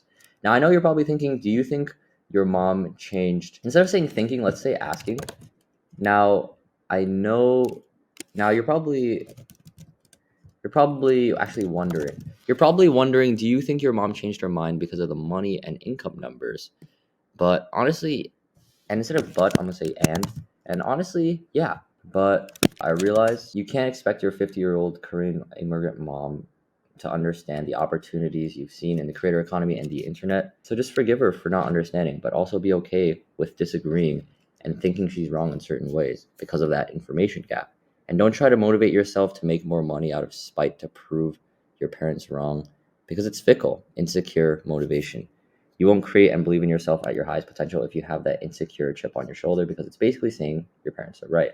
Instead of saying so honestly, I'll just say, and if your mom never told you you're good enough to achieve your stupidly ambitious dream, I believe in you.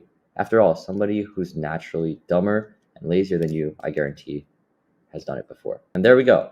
That is the script, and now it actually makes grammatical sense. And if you read it aloud, just make sure you don't find these like weird hiccups that like, oh, okay, that doesn't flow as well as I want it to. Let's change like a but to an and, or an and to a so, etc. Or just cut out like an honestly. So if there's a slight hiccup, yes, change that grammar. This structure is the exact structure that I basically use for my viral videos. I start with the hook that encapsulates a very specific outcome, and then I explain what the solution is, or a trick or tip that I use to get that outcome. And then I delve specifically not into just explaining what that tip or trick was, but convincing the viewer why their doubt is wrong. And that's really key, because the key with the short form video is not to walk them A through Z through this entire process guide. The point actually is honestly just to convince them, hey, think this way, and just change your mind about this little belief that you have. That is enough value you'll provide in your video to actually make somebody really enjoy your content and really get invested. Because you can't expect to deliver the most massive PhD dissertation through your videos, even if you do feel this desire. If anything, that's saved for like long form videos. But for short form, all you can do is really just convince viewers to think differently about a very slight thing that they have. If you can achieve that, then you've done your job through your short form content. So now that we are done with our scripting, let's move over to our phone and film it out. Okay, we're gonna start off by copying, going to CapCut, and then camera, and then we're gonna go into the teleprompter, press that edit button, and paste instead of that, and apply. And there we go. We're gonna move it to 3 minutes. We're going to position yourself with good lighting. Like right here is pretty good lighting. And I'm facing right next to the window, which means I'm just getting a ton of natural light, which completely overpowers the lighting that's behind me. Just make sure, obviously, your most overpowering light that in your 360-degree peripheral is in front of you and not, if you look at this, behind you, because then my face just looks darker and it looks a little bit more off-putting on camera. So we're gonna turn around and face our camera. And once again, we're gonna do our pre-filming warm-ups. Sometimes you can just go like ah-ba-da-ba-da-ba-da-ba-da, or do some tongue twisters if you're feeling just a little bit like your mouth muscles haven't been warmed up yet because you haven't been talking much today. Peter Piper picked a peck of pickled peppers. Peter Piper picked a peck of pickled peppers. Peter Piper picked a peck of pickled peppers. And I want to do one more emphasis today. Try to incorporate your hands if possible, because sitting completely still like this can constrict you. Try to incorporate your hands if you can. I just get into a more conversational flow state, and that's the goal. And one more thing too is I want you to visualize this camera is your younger self. Close your eyes if you really have to. And just imagine your younger self is right there sitting in front of you. Genuinely visualize in a really weird way that my younger self is right there. And then you can take a deep breath and press record. I'm just gonna do the quick like little CapCut thing because the audio always seems to get messed up in the first take. I finally convinced my Korean mom after 20 discussions to approve of me dropping out of college. And I realized in order to do so, I actually had to detach from my mom's approval of my results. And usually we like to do like 1 to 2 sentences at a time just so we don't run out of breath. Now I know you're probably thinking, do you think your mom... I read it wrong, oopsie. Now you're probably wondering, do you think your mom changed her mind because of the money and the income numbers? And honestly, yeah. But I realized you can't expect your 50-year-old Korean immigrant mom to understand the opportunities you've seen in the creator economy and the internet. So just forgive her for not understanding, but also be okay with disagreeing and thinking she's wrong in certain ways because of that information gap. And don't try to motivate yourself to make more money out of spite to prove your parents wrong, because I did that and it's a very fickle, insecure motivation. And you won't create and believe in yourself at your highest potential if you have that insecure chip on your shoulder, because it's basically saying your parents are right. And if your mom never told you you're good enough to achieve your stupidly ambitious dreams, I believe in you. After all, someone who's naturally dumber and lazier than you, I guarantee I've done it before. Alright, peace. And there we go. I feel pretty good about that take. Let's just press that checkbox. And press edit. Now we can hop right into the editing. First thing we always do is we cut off that dead space at the beginning, right? By scrubbing with that white scrubby thing of my results. Right there, my results. Now you're probably...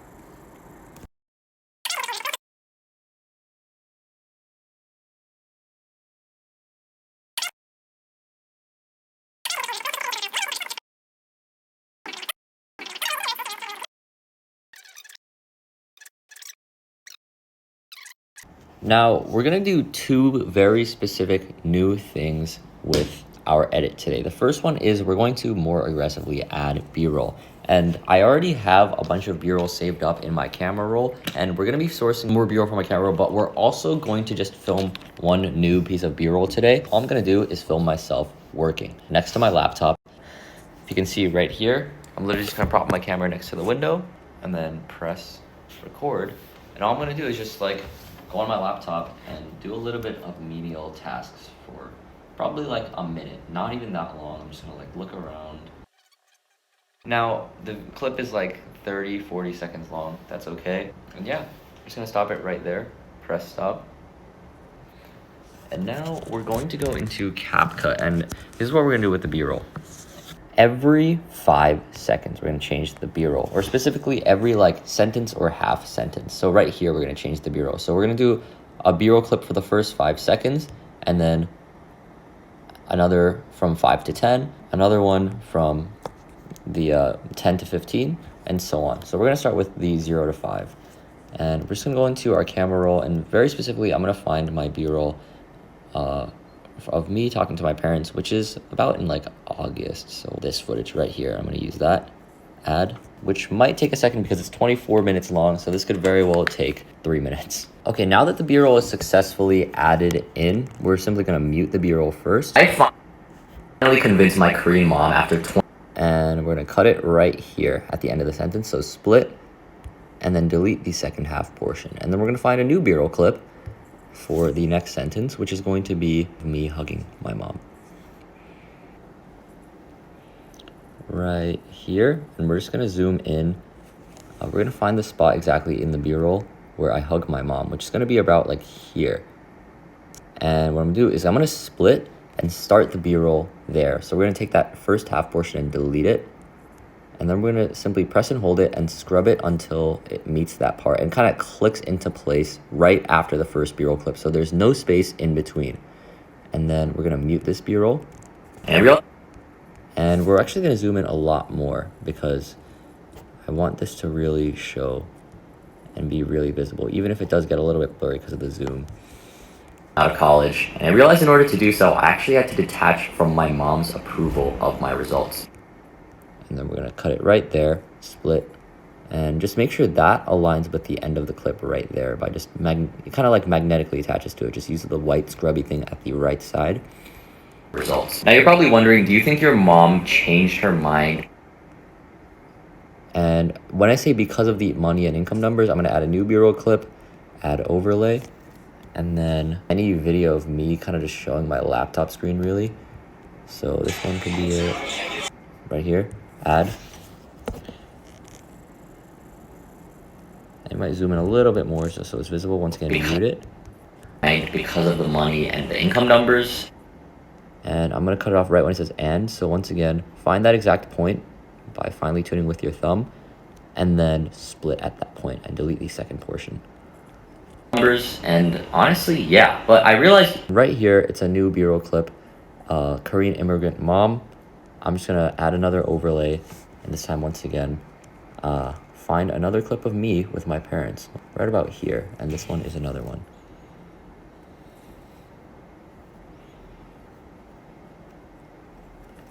Add. And then we're gonna find the exact part of the B-roll. I want to show both my parents in this, so yeah, my mom walking I think is a good action point that I want to show, because I don't want the B-roll to look static and almost look like a photo. We want the B-roll to be in the dynamic portions of the shot. So here, when my mom is crossing and moving, we're gonna take that and start it right when the movement happens, split, and take out that first part of the B-roll. Once again, mute it, volume, and then all the way down to 0, and then scrubbing it all the way until it hits that beginning of the clip. Yeah, but I realized you can't expect your 50-year-old Korean immigrant mom to understand the opportunities you... And when I say you've seen in the, I'm gonna also split there, add another overlay. I'm gonna use a plane because I think that represents opportunity, just like flying. And I'm going to move the volume down. Seen in the creator economy and the internet, so... And we're just gonna scrub it to there. The internet, so just forgive her for not understanding. And use this one. I'm gonna mute it, but also, and I'm gonna start it not when I'm talking to the camera, but when I actually start working, like there. Split, delete the first portion, and then move it to where I want it to start, which is butt. Right when it says butt, move it to there. Understanding, but also be okay with disagreeing and thinking she's wrong in certain ways because of that information gap. Random one like this one. That, and then just add, because I think that represents me creating at my highest potential and believing in myself. So volume down to 0. And you won't create and believe in yourself at your high. And split there. And then we're gonna add one more B-roll clip right here. And this one is a little bit more stern, so we'll just use this one of me pouring yerba mate into my orange juice, because why not? We're gonna add that. And once again, these B-roll clips don't even relate. Like in this sentence, I say, if your mom never told you that you can achieve your really stupid, ambitious dreams, I believe in you. This clip is just me pouring juice or tea into juice. Like that has nothing to do with believing in yourself. Yet I think the randomness too just gives it a very authentic feel. So I'm gonna start when the juice starts pouring in, just because I like capturing those dynamic action moments. Scrub it there. All right. And if your mom never told you you're good enough to achieve your stupidly ambitious dreams, I believe in you. Dreams, I believe in you. And then after all, I'm going to cut it. So split, delete the second portion. After all, someone who's naturally dumber and lazier than you, I guarantee has done it before. All right. Peace. And here I'm gonna add one more overlay just because I wanted to cut to me pointing the finger at myself and cut off the B-roll only at that point. We're just gonna find a clip of me like dilly-dallying, being lazy, me dilly-dallying. Yeah, actually this one's not bad. Me collecting beer, we're gonna add that. And then just throw it in there. Like that, and volume to 0. After all, someone who's naturally dumber and lazier than you. And then split and delete the second portion. Than you, I guarantee has done it before. Alright, peace. And there we go. Now we have successfully added our B-roll. And the last thing we're going to do is actually add music. So what we're gonna do, choose any song that you want from YouTube. So go into YouTube and just search any song that you want. And I like using songs that are familiar to people. If I really want to viral max, you have to use a song that is at least slightly familiar to somebody. And I don't like using lyrically loud songs because then it obviously obstructs your A-roll of talking. So maybe instead of QKTHR, because I want to use a very popular song, one that would be recognizable to a lot of people, I will use Only by Lehigh. And so what we're gonna do is simply share, copy link, and then we're going to go to a website called YTMP3. We're going to search it up on Google. And literally all of these are the same exact thing, although sometimes one of them is down, so you just check the other one. But basically go to any of them and you paste the link to the YouTube video there and you press convert. You're probably going to get hit with some ads, so let's just close that. It might take a second to load. And there we go. We have a download button. Be prepared for another ad there, so just close that. And it's going to ask you, do you want to download this official audio? Just make sure it has the YouTube title in it, because if not, it might just be like a virus. So make sure it has that title of the YouTube video. We're just going to download it. And there we go. If you see in the bottom left, the blue arrow is now completed. So we're going to go back into CapCut and don't allow paste. Just like, I don't know why it always does that. But then what you want to do in order to add music is simply go to audio and then go into sounds. And then press that file button right there in the middle. And then you want to go to device and select from device. And then from there, you should see your downloaded file right in the top left of recents. But if not, you can simply search it up and you should be able to find it and press open. And there you go. Now it should be listed in your library of songs in CapCut. That stay there forever. So if you can notice, this is my entire collection of songs that I use in the background. We're gonna use this one. Cut the beginning just because sometimes songs have like half a second of dead space for some reason at the beginning. I don't know why. Artistic choice, maybe. We're just gonna cut that and scrub it to the beginning. And one last thing you'll notice is that sometimes the audio of the song is way too overpowering when you listen to it while editing. I finally convinced my Korean mom after 20 discussions to approve of me dropping out of college. And I realized in order to do so, I actually had to detach from my mom's approval. Just in case, because you really do not want the music to be too loud that you cannot hear your voice. If anything treads slightly on the quieter side, I usually change the volume from 100 to around like 60% in CapCut for the music. I finally press check. And even if the music becomes faint, it's better to tread on that side than literally just have it absolutely blasting to the point where you cannot hear your voice. I finally convinced my Korean mom. You can't really hear my voice at that point. So yeah, I like to tread with caution and just go to like 60. This song's a little bit quieter, so I might do 70. Me dropping out of college. And I realized in order to do so, I actually had to detach from my... And there we go. But now you should see, if you see in the middle left of the timeline, it actually says the video is 4 minutes and 2 seconds long. Because it'll get extended after, with all this extra space, that the screen just becomes black, but the audio keeps playing and the video becomes really long. So you just want to cut off the audio right when it's like at the end of the video and just press split and then delete that second portion of the audio. Than you, I guarantee has done it before. Alright, peace. And there we go. That is our finished video with a ton of B-roll, background music, and that is my complete content creation process right there for all my most viral videos. This is the same exact process that's gotten me like 1 million views. That process is that simple, and you'll notice it really just comes down to how compelling you're able to script and answer those personal questions and how deep you're able to get into your own past self psychology. Because the better you can write your messaging and speak your messaging, the more compelling and the more relatable to your target audience, which at the end of the day is going to be your younger self and people who really resonate with you and your personal story. If you do have any hesitations towards writing advice towards your younger self, I just want to leave you off with one last piece of encouragement. Everybody is an expert to somebody. You might think, I don't feel right giving advice online, I feel like there's people who are smarter than me, more successful than me, etc., etc., etc. And you have to realize with personal branding, yes, somebody else has made more money than you. Yes, somebody else has done whatever accomplishment with a bigger number or to a larger extent or whatever. But even if you're just 1 year into this journey that you're helping somebody else out with in your content creation, that's actually better than somebody who's 10 years along the journey, because you'll be able to relate to that younger self better than somebody who's 10 years down the line, who's jaded, doesn't really even remember the psychology of their younger self at that point. And when they give advice, they can only give advice to somebody who's only one step behind them. It's better to give advice to somebody who's one step behind you than 20 steps behind you, because then advice gets lost in translation and then the steps get messed up. So you're always an expert to somebody else out there, and everybody is an expert to someone. And the last thing I want you guys to do after you've uploaded it is simply copy the link to it and go to copy link. Go into our Discord, specifically the content reviews section, right? In the content reviews. And then this is my day 3 video from the course. And then simply paste it there, question mark, and post it.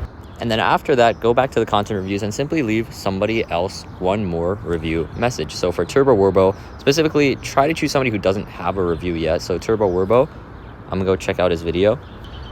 Not now, we're not gonna open Year's TikTok. gonna look the exact same as last year, and next year is gonna look the exact same as this year if you don't learn to allow uncertainty in your life. I'm actually gonna say very specifically, I would flip will look the same as last year. Part of the sentence without the word you away. And there we go. And other than that, congratulations on finishing day 3. This one's definitely the hardest day by far, but pretty much the best video that we've made so far. And if you actually check out my numbers on the Instagram reels that we've posted in the past 3 days, this video has been the best performing. And I knew that would happen simply because the message to our younger self format is, in my opinion, the most effective way to actually engage and get people to relate and get people to get genuine value from your content, which in turn will help you grow. So pat yourself on the back. Congratulations for finishing day 3 genuinely, and I will see you guys tomorrow. Peace. Before we move on to day 4, I do want to go over this quick little mini module on collecting B-roll, and I'm going to make this as short as possible because B-roll is not something I plan. I get asked this a lot. Do you plan out your B-roll? Do you have a shot list? No, but I do have a list of shots that I will frequently take and go to. It's not like an actual list that I plan out ever, because that is way too much work. That is way too much thought, especially for the quick production time. In order to actually be consistent with this, one of the biggest things is not to overly plan it out. That also lets authenticity flow through the shots that you collect throughout your day.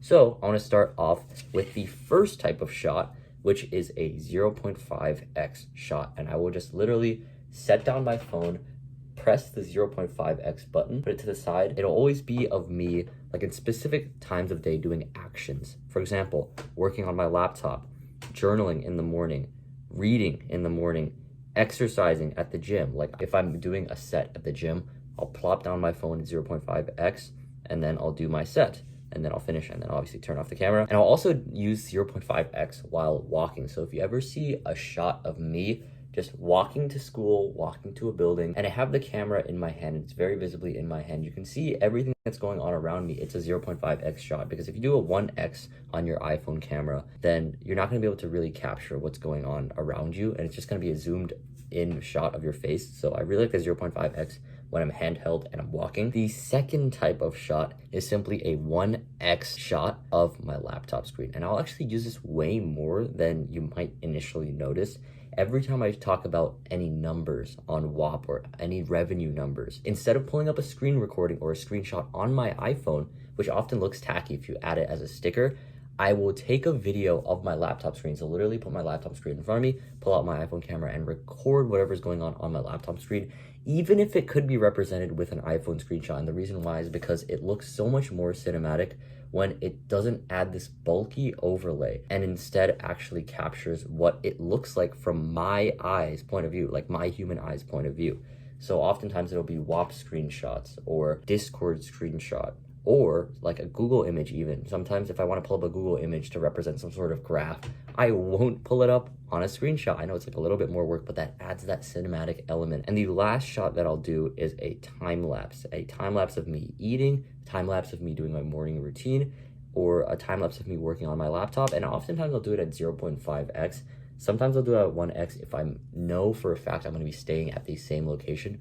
But the 0.5x just allows the wider angle where it captures a lot more on the screen. It's a little bit lower quality resolution, obviously, but it allows for me to move around. If I'm doing some sort of work task and I get up, I have to stretch, it'll actually capture that because it's just 0.5x. It allows for more flexibility of movement within the frame. Now, with all these B-roll shots, with the time lapse, it's usually around like 10 to 30 minutes that I'll let it run.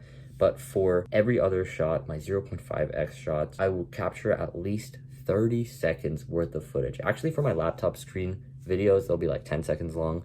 And for the videos of me walking, when I'm holding the camera at 0.5x, then that will be 10-second long clips.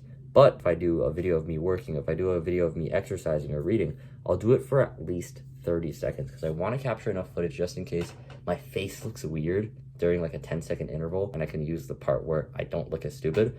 Or if I'm like picking my nose or something stupid that ruins the shot can happen within like a 5 to 10-second interval. But if you capture around like 30 seconds plus, then you'll always kind of just have this mental guarantee that the shot will actually be good enough to be used. So I hope this helps. I will see you guys in the day 4 module.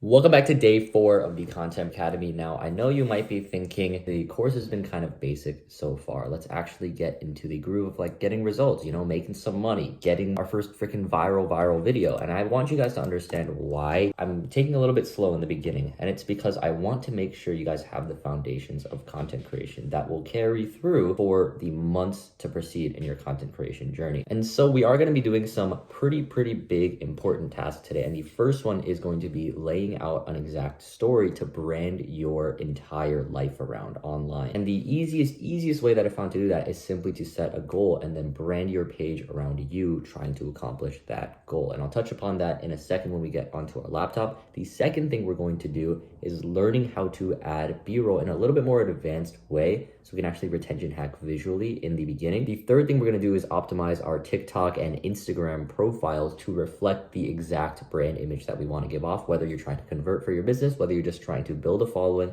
or whether you're trying to just express yourself honestly online. It's going to accomplish those 3 things with our bio strategy. This is going to be our best video that we've made so far. We're simply just stacking wins on top of each other. We're simply building upon all the lessons that we learned in the past 3 days, and our videos are only going to get better from here on out. So without further ado, let's jump onto the computer. Today's primary mission is to build a brand around your life. And today's tasks are very simple. We have 3 tasks. The first one is going to be establish the purpose and identity of your life's brand. The second one is going to be optimize your TikTok and Instagram profiles and bios for your life's brand. The third one is going to be make our first life brand video. And by life brand, I literally just mean building this personal brand around your life, specifically your life story, as it plays out and as it has played out. So essentially present and past. And feel free to look at any of these 6 examples as well of people doing daily vlogging content that have built brands around their life using that daily content based on this specific purpose that they are on in life. So my example, obviously you've probably seen Road to $100,000 a month in my business, June, who is vlogging every day until the end of this college semester. Caleb,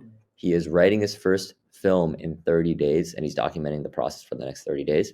Damo, he is documenting every single day in short form content his road to his first bodybuilding show. Reed e-commerce, he documents his road to making $1 million by the end of 2024. And then JedCal, he documents his road to making $100,000 in revenue with his startup. And there's a bunch of other ones that I've seen. That's just some examples of how people have turned their lives into brands. And today's task is basically to establish that for yourself. But before we set any ambitious goal or find the ambitious goal that we're going to essentially build our life brand around, I want you to first ask yourself the question of simply, how do you want to help people with your brand and content? What is the outcome that you want to give other people from watching your content? Oftentimes we get into content creation because we have this initial idea of we want to build a life creating content because it's more fulfilling for us. We want to build a remote scalable income, or we want to scale our business. But I want you to take a step back from that, because this question is very important for why people will actually watch you and your page and keep coming back to your page every single day. What will bring people the reason to come back to your page every single day? So I answered, I want to show people that achieving their crazy ambitious dreams is not something that is outside of themselves, and inspire them to take action towards these goals. It's okay if it actually has nothing to do with philosophy or their whole life. Maybe it simply is like, get people to eat healthier, or get people to be off their phones more, or get people to be kinder. Any of these work. It's simply good to ground yourself every single time you wake up, or every single time you feel this massive resistance towards content creation. It's like, what am I even doing with this? Is it really helping anybody? You just come back to this. This is why you're doing it. And it's simply a reminder to yourself that you can always come back to, which is simply, I want to show people that achieving their crazy ambitious dreams is not something that's outside of themselves. And me showing up is part of that purpose. So even if the views aren't good, even if nobody shows up to watch tomorrow, it's okay, because at least I tried in this purpose. And that purpose doesn't go away just because the numbers are down. So now I want you to pick out a goal or mission you have in life right now, and make it very specific and binary, in a sense of there will be a checkpoint when you actually hit it, and every single day up till that point you haven't hit it yet. So an example of a non-specific goal that isn't binary with a yes or no, you've hit it yet or you haven't hit it yet, is like, become a better person, become really good at juggling. I have become good at this skill, or I have become a good juggler. It's completely subjective.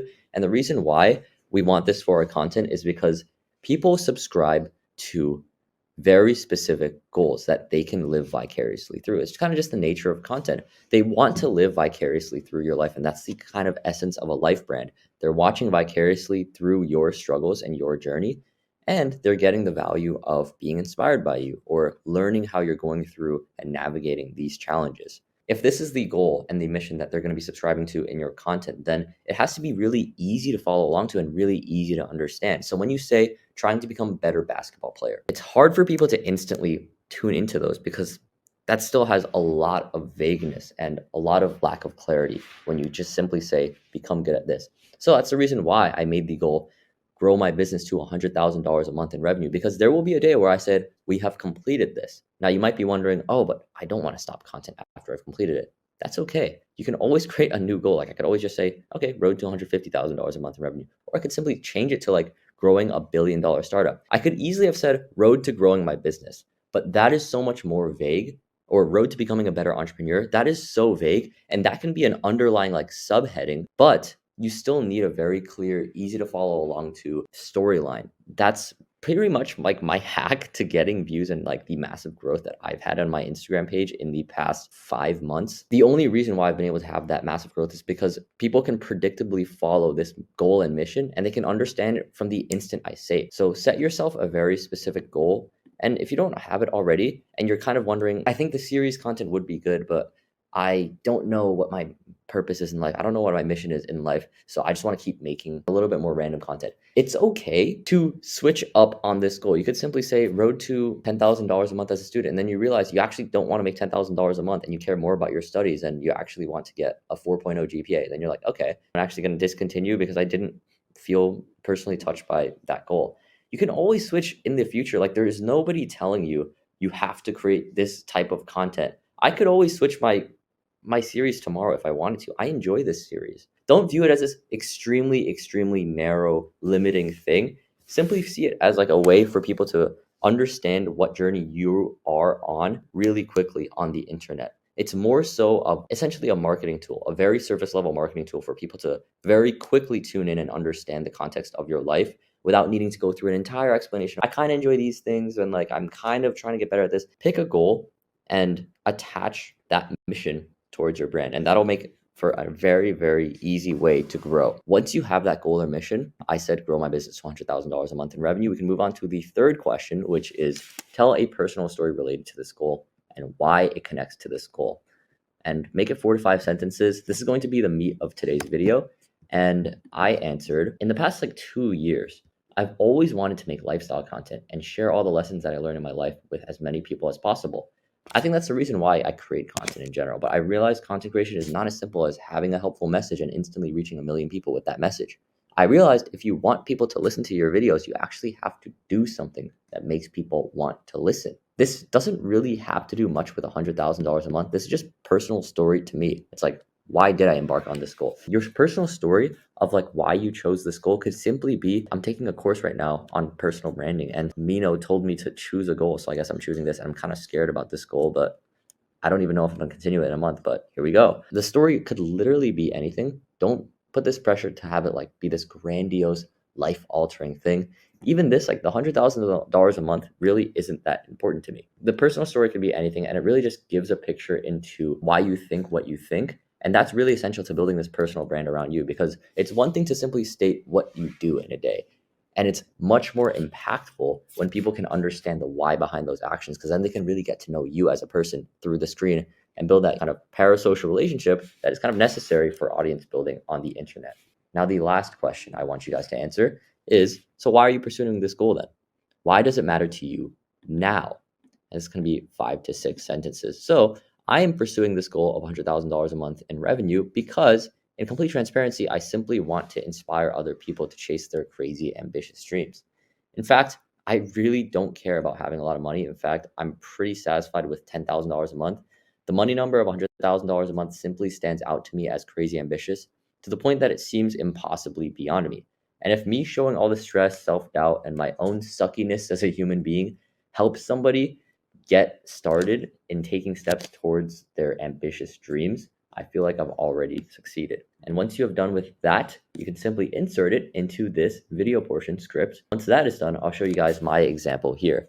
Today is day 109 of Road to $100,000 a month. Now, why $100,000 a month?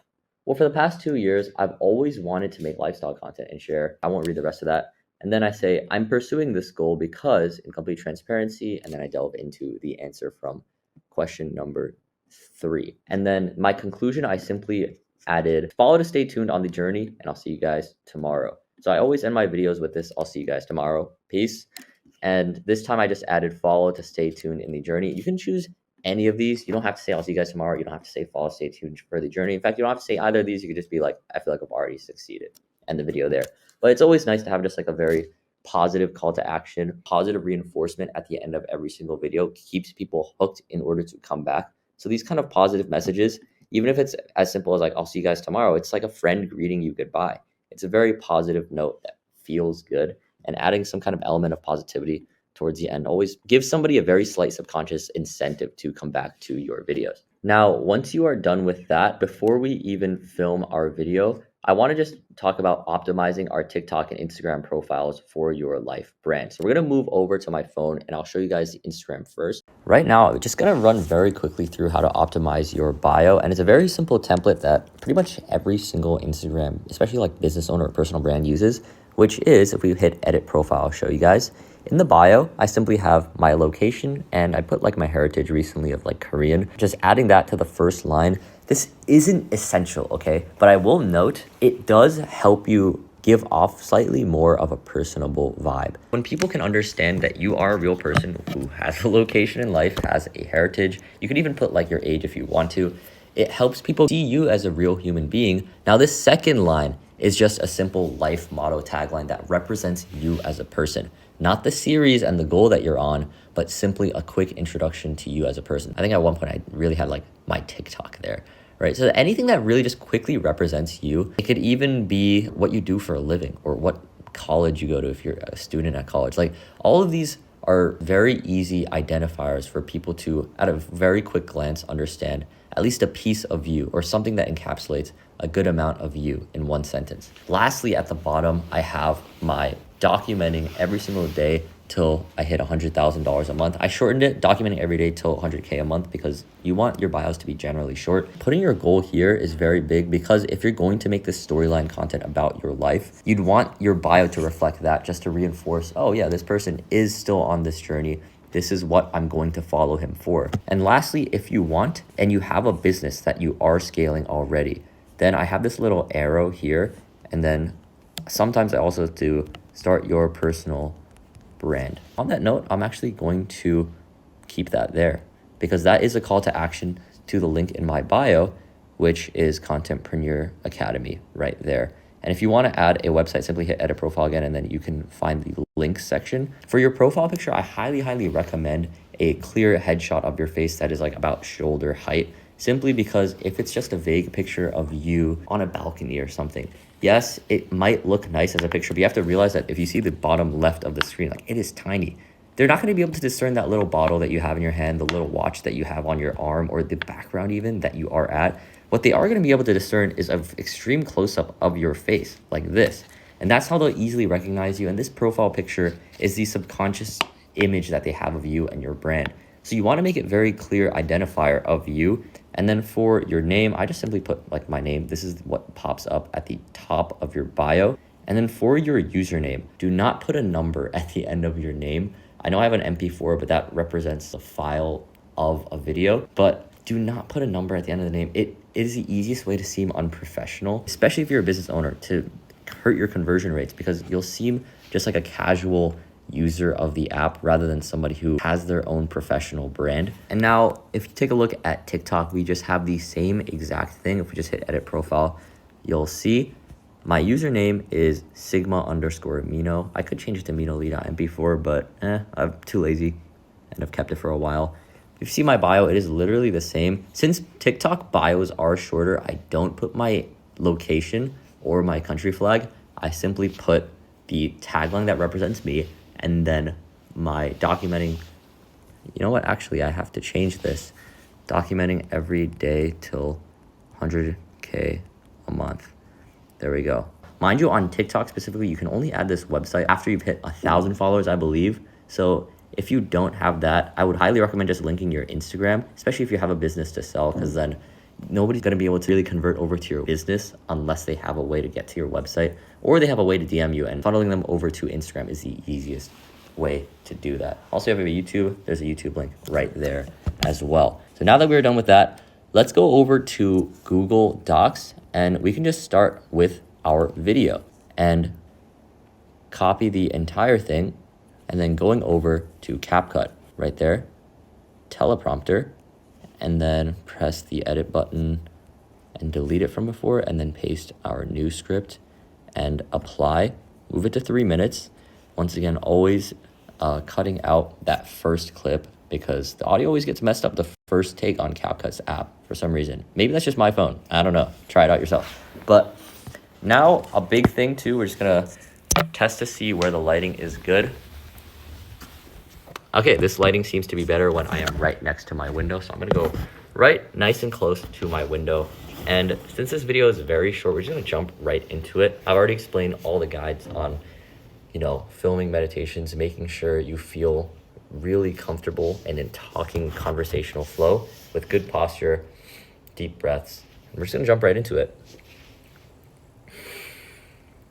Today is day 109 of the road to $100,000 a month. Now, why $100,000 a month? Well, for the past 2 years, I've always wanted to make lifestyle content and share all the lessons that I learned in my life with as many people as possible.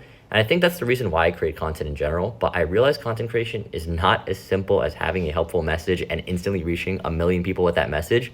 I realize if you want people to listen to your videos, you have to do something that makes people want to listen. So I'm pursuing this goal of $100,000 a month because in complete transparency, I simply want to inspire other people to chase their crazy, ambitious dreams. In fact, I don't really care about having a lot of money. I'm pretty satisfied with $10,000 a month, but the money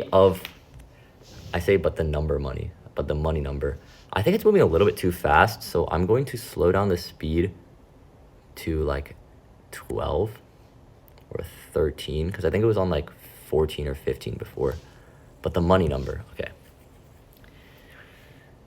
But the money number of $100,000 a month simply stands out to me as crazy ambitious, to the point that it seems impossibly behind me. And if me showing all the stress, self-doubt, and my own suckiness as a human being helps someone else get started in taking their own steps towards their ambitious dreams, I feel like I've already succeeded.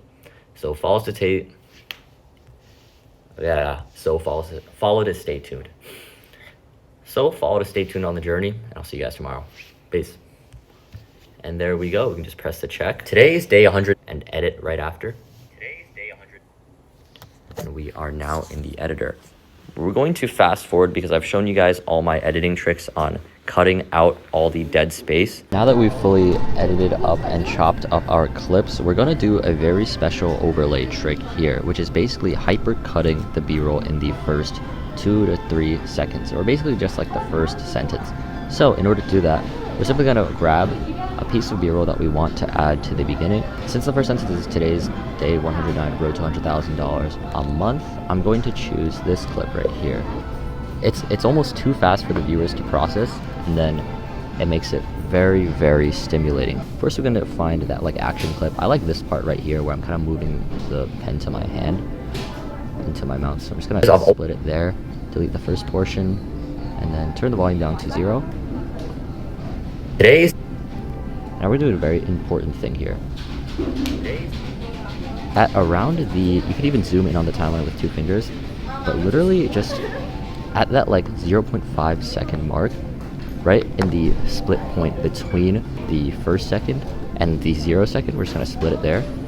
And then we are going to find another part of the clip where I'm slightly like in a different position essentially, and then drag it all the way back to the beginning.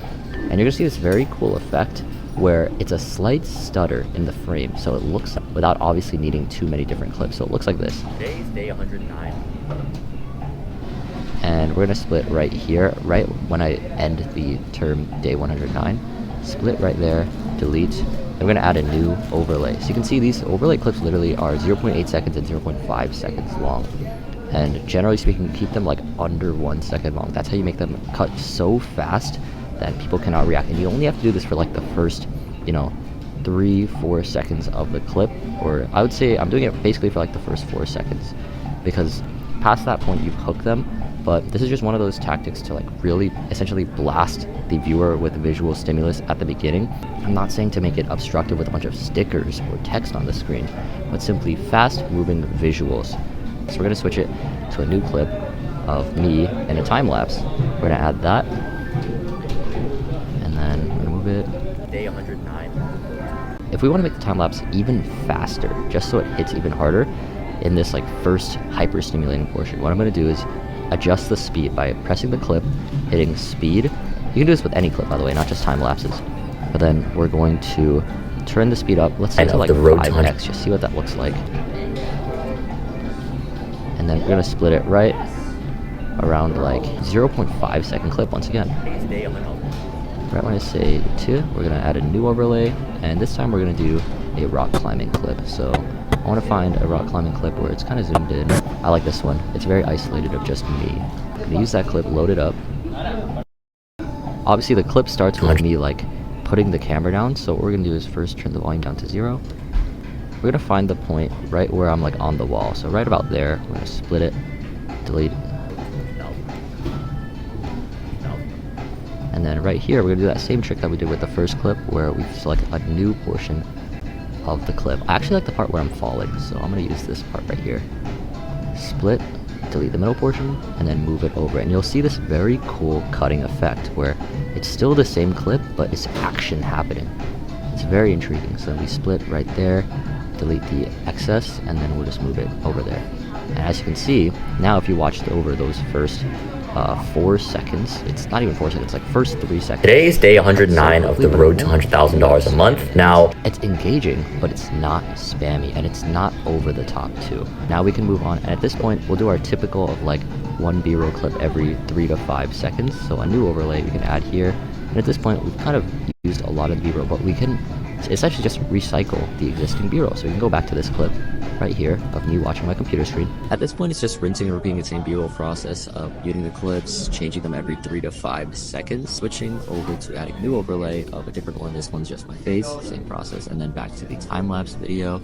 And then after that, talking portion, and then we're gonna add a rock climbing clip. Now, because this is a rock climbing clip, and I feel like rock climbing does have an inherent narrative visually, I am allowing myself to just use this same clip for the rest of the video. However, you'll notice I'll split and cut out the moments where I am stalling. However, I'll still cut out the 3-second part of the clip where the clip gets static, just because I don't want the B-roll to ever get static. Then just auto captions. At this point, we're just doing our checklist of moving it up 3/4, changing the font to classic, selecting that, and moving up a little bit more so it's like 30% up from the screen. Then we're just going to cut out the beginning portion just to make it one line each, fixing any typos as usual. Then once that is done, we're going to go into our music, file, device, and then find the one we want, QXTHR. We're going to cut out the beginning portion, move it up to the beginning, and then we're going to change the volume down to like 60 for the music clip. And then we're also going to change our talking head portion to 200% and loudness adjustment as usual. Press the check, and there we go. And the last thing we're going to do is just make sure at the end we cut off so the black part doesn't drag on because of the music. And then that is it. Let's just change our export settings to 4K 30 and export. And with that, congratulations on finishing day 4 of the Contentpreneur Academy. Genuinely, good job. It is hard to stay this consistent. Tomorrow, we're going to be covering a very important lesson of consistency and how to stay consistent, especially on your busy day. So it's going to be a much simpler module, but I think it's important nonetheless. So I will see you guys there. This next pro tip is so important for editing. You're going to notice I do it here as I'm talking in this intro clip, but it's quick clip cutting, and it's going to make your pacing feel so much better in your videos. I promise this is probably the biggest hack they're gonna get in editing like ever. More important than making fancy captions. It's more important than getting OP sound effects, OP visual effects. None of that matters if you can't do this simple thing of clip cutting. So I'm gonna show you exactly how to do that on my phone. Let's just jump right into it. All right, so here's what fine clip cutting looks like in practice. And it really just looks like doing the same thing over and over. And I'll show you what I mean by that in a second. So let's just watch the clip that has a little bit of excess in it, and you might not even notice it at first. The final move out when her son graduates from a prestigious college. Except I was actually dropping out. The space might actually look really small when zoomed out. This is what your timeline might look like. It's like, this is the tiniest bit of space. It's not that much, but you'll really notice the impact of it when you zoom in on the timeline with 2 fingers, just pinch outward, and you'll notice how much space there actually is. This is where I actually like to play in the timeline, and about this zoomed in, where you can see the 20 frame, the 15 frame, 10 frame, 5 frame.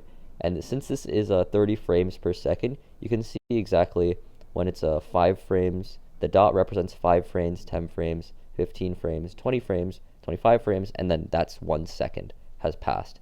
So now you can really see how much dead space there actually is, and we can cut it all out.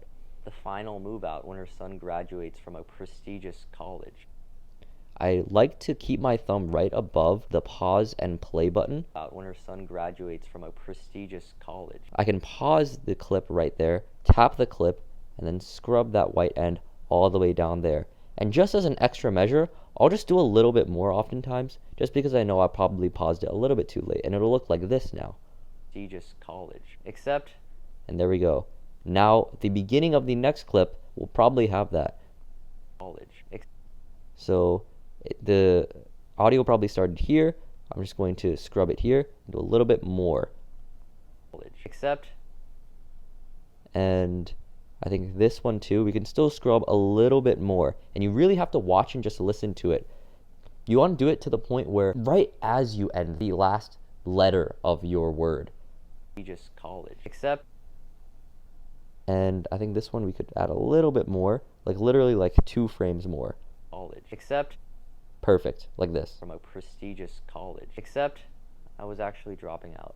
And this part too, I can do the same thing where I paused it there, and then I'll probably cut it a little bit further into like here. Dropping out. It was winter break when she finally conceded to letting me drop out. After right here too, there's too much of a dead space, and this is so important. When you cut it out in all these points, it makes your pacing 10 times quicker. So make sure you do this. Letting me drop out. Right here, once again, we move it down and cut it a little bit more. Letting me drop out after maybe 20, like boom. Doesn't that sound so much cleaner? And you'll notice over the span of an entire video, you'll probably only cut out maybe like 3-4 seconds tops from the actual video length, but the feeling will feel so much better paced that it'll make the world of a difference. Welcome back to day 5 of the Contentpreneur Academy. Today we're going to be making a unscripted video. The benefits of an unscripted video is that you can portray much more of your authentic energy.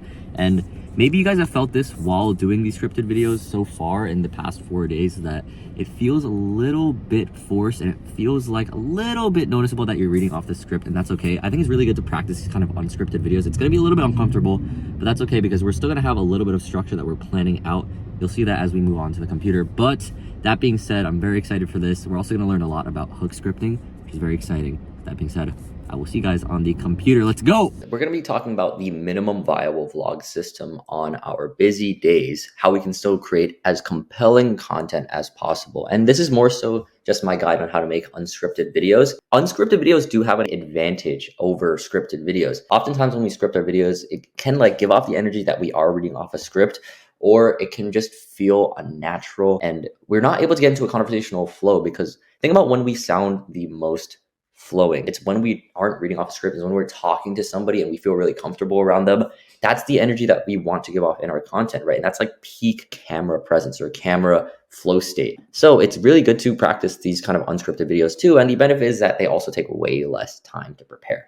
So I have 2 examples here. Feel free to watch them. These are both unscripted. I still have a mental model that I want to walk you guys through of how you can make a coherent point. Because if you just turn on the camera and start yapping, odds are maybe the first 5 seconds won't be interesting or hooking and the video won't actually have a coherent point. So like, why would anybody watch it? You know what I mean? So how can we make a compelling idea without needing to really write it down on paper? It's basically an internal process of asking myself these 2 questions. The first one is, what events happened today? And this is a really easy question to answer, and it's a really good way to just jog your memory. So what happened today, right? I just listed out 3 things. I ate lunch with my parents. I am currently back home in New Jersey away from college for the weekend, and I worked on my business, planning out systems for the rest of my course on a piece of paper that night. That's it. Obviously, there aren't any video ideas just from these listed events. Like, I'm not just going to say, hey guys, today I ate lunch with my parents. Nobody cares about the events in your life. It's best to partner them with an actual lesson that you learned too, which makes you a real person, which makes the video way more relatable and compelling. So we're going to be asking ourselves a second question, which is, what did I learn today, specifically from the experiences that happened today? So I have 3 experiences that I wrote down. Let's extrapolate lessons from what happened in our day. What did you learn, or what did you even think about or realize? Even if it's the smallest thing that you don't think is that interesting, trust your intuition, trust your realizations. Normally, I kind of just jog them through in my head, close my eyes for a second, and think about the event, and then think about what I learned from that event. So for the first event, eating lunch with my parents, what did I learn, or what did I realize? Well, eating lunch with my parents today, I realized how much I've grown. I'm less scared of my parents' disapproval. I used to bug me a fuck ton. I used to religiously believe whatever they thought about me as true. You're not working hard enough. You have to be doing more. I don't think I could ever feel like enough in front of them. Now I feel more peace with myself around them.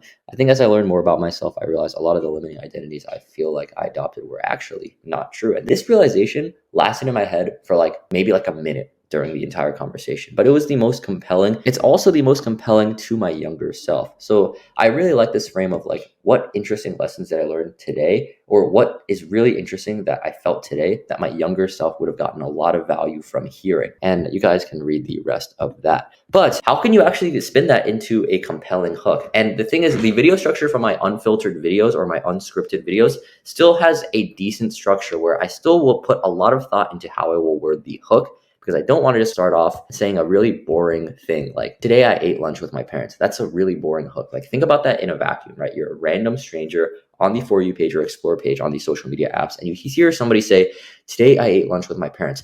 I don't give a fuck that you ate lunch with your parents. I am currently back home in New Jersey away from college for the weekend. Imagine I just heard that on the For You page. What would I think?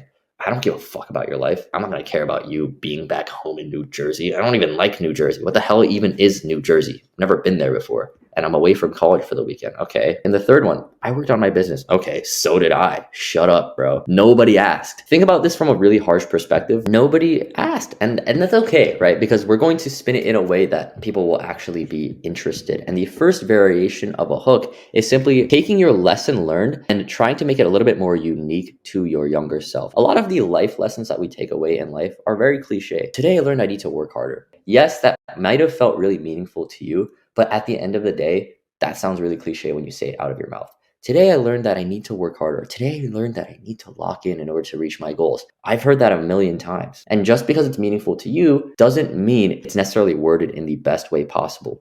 So a lot of times we will tell ourselves these very cliche mantras in our head, or we'll have these very cliche lessons that we learn in our head. They won't be worded in a really interesting way when they go through our head. So let's take these really boring statements to ourselves and let's make them a little bit more unique or contradictory. So the cliche message is, it's okay to feel out of place in certain environments. That sounds like it's pretty compelling, but in reality, that's super cliche. Like, I've heard this a million times. What's a better way to word it? Well, let's simply be a little bit more specific. Certain environments. And oftentimes we'll have this tendency to want to appeal to a lot of people. It's like, how can I make a viral video? Viral video equals 1 million people. And my concept of 1 million people is that I have to appeal to this person in India who's 18 years old. And I have to appeal to this 34-year-old business owner. And I also have to appeal to this 21-year-old college student in America. So how can I spin a message and make it universal to everybody? That is the worst way to go about hook creation. And this is one of the most important lessons in hook creation and actually making really compelling hooks is you actually want to make it really specific. And that might be counterintuitive because your concept of viral videos might be that virality equals appealing to everybody, but it's actually the opposite. You have to understand that these social media platforms just have so many users and they are flooded with so much content. So the art of making a hook that actually captures somebody's attention is penetrating the noise that they've seen for the past, say, hour of scrolling. Somebody's been scrolling for an hour and they've seen literally over like 100 videos. The last thing you want is for your video to sound the same to something that somebody else has already seen. Because the instant that we see something that is not unique, we think this is boring and the dopamine levels do not shoot up. But if it's really unique to the viewers that it is specifically tailored to, which there are a lot of, I want you to note, just because you think, oh, there's not enough college students who are 21 and going through career crisis to actually relate to this video. Yes, there are. There's at least several million on this app because the apps literally have 1 billion users. Whatever you think it's too specific, nobody's going to understand it. That is the farthest from true. And if you watch any of my videos, you realize that they are so specific to the point that there's a reason why you're here. It's because the videos must have spoken in such a unique way to you. And it's because I simply made my videos for one person. When I think of my hooks, I don't think about how can I appeal to the masses. I think about how can I make this really hit deeply to one person. And if it hits deeply to one person, trust me, it's going to hit deeply to many people. Instead of saying out of place in certain environments, it's okay to feel out of place in college. And this immediately knocks out every high schooler, every college graduate, and that's okay. I want that to happen because if that doesn't happen, then everybody's just going to have like a 5 out of 10 level of dopamine when they hear this sentence and they're just going to think, I've seen this 1 million times. Why would I listen to this guy when I can listen to David Goggins saying it's okay to feel out of place? Maybe Michael Jordan or Kobe Bryant or David Goggins, right? These highest top 0.1% level performers, they can say something broad that appeals to the masses, but the key for you is simply getting anybody's attention, right? And if you can get anybody's attention, that's how you can get your first 10,000 followers or 100,000 true fans. The point is to hit with depth. But this is still kind of broad because you might think, okay, college students, there's a lot of college students. I'm going to appeal to college students. Any college student? No, not every college student is realistically an ideal candidate for my audience. No, an even better, even more hyper-specific way of wording it is just because you feel demotivated in college doesn't mean you're a lazy bum. So it's not the high performers in college. It's the college students who feel demotivated. They feel a little ashamed about it because they feel like a lazy bum and they want to do something about it. So this is so specific. And in every college campus, how many people are going to relate to this? I don't know, like 30% of college students. Only like 1 in 3 people that you know, or maybe 1 in 5 or 1 in 10 people that you know will actually relate to the hook that you say. And that's the point. Your videos are to the internet where there are millions and millions of people who resonate deeply with you, but you'll just never see them in person. So it's this game of like convincing yourself there are actually so many people out there like me. I can't conceptualize that in my brain because I haven't seen that yet. And the internet is simply how you reach these people. So therefore, be extremely specific. I cannot stress this enough. This is so important. Now, let's do it for our third message, which is I realized I've been doing entrepreneurship wrong. I thought it was this build whatever you want kind of thing, but in reality, you have to focus on the ideal customer and their needs. So what's a really cliche way of saying this message to try and appeal and pander to the masses without actually polarizing anybody? Well, it's saying sometimes you got to do the work you don't want to do. Okay, sure. I mean, that literally applies to pretty much every single human being in the world. But that is the most cliche thing I think I've ever heard. And if I heard that, I would just be like, shut up. You sound like my mom. So how can you resonate way more deeply with your target viewer, which in this case, I just use my younger self. Sometimes in business, you have to do the work you don't want to do. Even better way of wording this is Business is not just about building whatever you want to build. You have to obsess over the customer before you consider your selfish goals. They have these selfish goals of like hitting 10K a month, right? I could even be more specific and say like selfish goals of making 10K a month. And using these specific examples, like people eat up numbers because they're so specific. See, when I say the word 10K a month, then people are like, oh my God, I have that goal literally written on my wall. And it's not going to be everybody, but it's going to be a good amount of people. A lot of times I'll work with business owners who'll be like, no, I don't want to just attract the customers who are like at 1K a month trying to make 10K a month. I want to attract the people who are making 10K a month trying to get to 20K a month. You have to realize that when you try to pander to everybody on the internet, you will never reach anybody with depth. Now, the second way that you can create a hook is simply by talking about the event. Now, this is oftentimes a decent way to start your videos, but a lot of times the events in our life, like I said from before, are kind of boring when we describe them out. For example, I ate lunch with my parents today. It's an impersonal, emotionless description, and it doesn't really highlight any new realizations or events. So the best way to describe events realistically is to actually view them as like reflections of novel discoveries. After 20 years of my life, I finally feel like I'm getting over my fear of my parents' judgment. It mostly highlights what you're discovering for the first time and highlights the emotion. That being said, if the events are boring, oftentimes just gloss over them as quick as possible so you can get to your interesting message. Next, if we just gloss over that, we have to tell in the rest of the video the story of what actually happened and what you learned. So try to use the word you and we whenever possible when you tell the story. Oftentimes we'll go on in these rambling sections about today I did blah, blah, blah. Then I did blah, blah, blah. Like today I got lunch with my parents. Then I worked on my business, and I'm actually back home in New Jersey away from college for a weekend, and I was planning out systems in my business. And that was a day in the life of an entrepreneur. Imagine you were talking to somebody who said that. What do you think your reaction would be? My reaction when somebody just rambles about me is, I never asked you to just give me your life story. Why are you telling me this? What do I gain out of hearing you be so self-obsessed and narcissistic in your own story? Nobody will necessarily assume you're like a narcissistic piece of shit because content creation is like this accepted norm. But at the end of the day, how can you make it more interesting? It's simply by involving the viewer and actually giving them something to chew on themselves. So if you just simply use the word you or we and you retell that story, then you could maybe say, I ate lunch with my parents, and you know that feeling when your parents tell you just this one thing and it really ticks you off for some reason, it almost like triggers some parental trauma. It's like telling the story, but telling in a way it's like, do you know when this happens? Or you know that feeling when you do blah, blah, blah. And it's simply inviting the person to like, yes, thank you for asking me. Thank you for asking me. It gives the viewer space to feel like actually present in the conversation in the video. And that is so huge. So if you just say, I,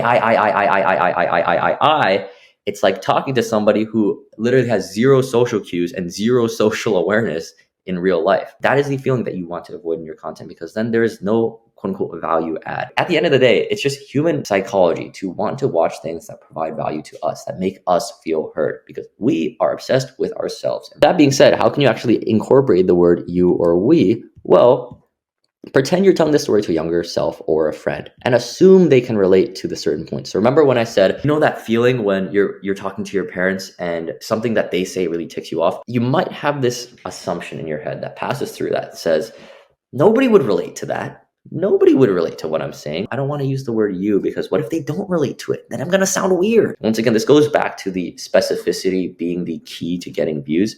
You have to just understand the truth that there are so many people on the internet, on these social media platforms. Just assume that people will relate to it because they will.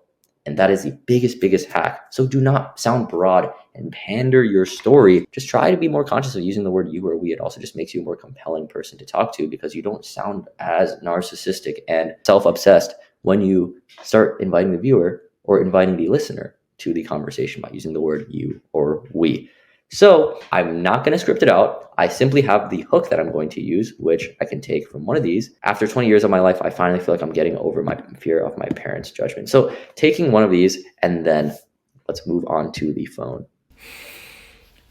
For the first time in my 20 years of existence, I finally feel like I'm getting over my parents' judgment of me. I was eating lunch with my parents yesterday, and I realized that I definitely feel a lot less scared of what they're thinking about me and their disapproval of me. Not criticism, their advice. So I want to spend the end of this video to be like a message to my younger self. How can I make this actually practical? Because I've just rambled on a lot about myself. I want to end the video on a positive note that really lets the viewer in by, once again, focusing on the you statement. So I'm going to say a piece of advice. And this sounds counterintuitive, but I think simply spending more time away from them helped. Like, I think I really need to build my self-understanding to a point where I could actually feel like an independent person from my parents before I could actually develop a relationship with them that wouldn't cripple me. In this process, I feel like I'm also getting closer to my parents, which is really cool. But it took, ironically, space away from them. So yeah, I'll see you guys tomorrow. Peace. Let's just hop into CapCut and we'll just start editing right away. I'm not gonna show you guys the entire editing process because I've walked you guys through pretty much everything you need to know about the editing process, but I wanna show you guys this one big thing. Usually you might think, okay, let's start cutting and splitting and deleting, but the biggest hack that I realized for these unscripted videos is actually this button called transcript-based editing. And I believe you might have to have CapCut Premium for like $8 a month. It is so worth it. It is a game changer, and I'll just show you why. So basically when you hit transcript-based editing, it allows you to edit the entire video and cut out portions of the video based on the script. And every time I trip over my words, I can simply highlight it and delete that clip. Here's another one, 1.6 seconds to I finally feel like, just delete that whole thing. Here's another example of when I messed up, delete. And sometimes I'll just say a stupid point and I'll just delete the entire paragraph because it doesn't make sense. I think you guys get the point. So like every time I say that twice, so I just delete the first so every time. And I'll just repeat this for the rest of the video. So basically there's a lot of dead space where they say the second marks. Like this one, for example, 6.1 seconds, just can delete that one. Overall, this transcript-based editing portion can cut down like a 30-minute clip cutting session to 5 minutes and I can have the entire video ready. Bear in mind the software isn't perfect, so you're still gonna have to do some fine trimming, but overall it's good for raw cuts. My parents' judgment of me. And now simply you can find those fine trimming moments where there still are like 0.5 seconds of dead space and trim them. And just continue this process for the rest of the video. You'll notice the total time duration of the video starts at like 1 minute 23, and by the end of this clean trimming, it goes down to like 1 minute and 10 seconds total video length. And once that's done, we can simply add a B-roll and then add our auto captions as usual. First, we're gonna start off with the usual B-roll, turn the B-roll volume down to 0, cut the ending. And I did something unique with the B-roll. I added a keyframe at the beginning and end, and I zoomed in the ending portion keyframe, which produces this interesting zoom effect on the B-roll. Just a subtle little trick I applied for this B-roll just to make that B-roll clip a little bit more intriguing at the beginning. And yeah, I just continued adding B-roll throughout the video. In total, we had about 9 different B-roll clips. After that, we went to the talking head portion clip. We pressed one of them, pressed volume, and increased it to 200 and loudness adjustment. For this video, we chose a slow Korean song for background music, turned the volume down to 60 for it, just so it doesn't overpower the talking head portion, and then we press text, auto captions, and generate. Then we did our usual process of downsizing the captions and moving them up to about 30% height in the screen, going to styles, taking out the black border. For font, we actually chose a new font, Fantasy, fitting the almost indie movie vibe we wanted for this video. Then we're just going to go into edit captions, change any spelling errors, and then cleanly splitting all the caption lines into just one line at a time. And with that, congratulations on finishing day 5 as we just export and upload our clip onto Instagram Reels on this left side of the screen. Just congratulate yourself once again on finishing another day. I think this might be one of the hardest videos yet because it's unscripted. Hopefully you guys take away a lot of the lessons from the hook structuring. And with that, I'll see you guys tomorrow for day 6. Welcome back to day 4 of the Contentpreneur Academy. This one's going to be a bit longer of a module because this one we're really going to be optimizing for virality. So strap in. I think this module is probably going to take you around 90 to 120 minutes to complete.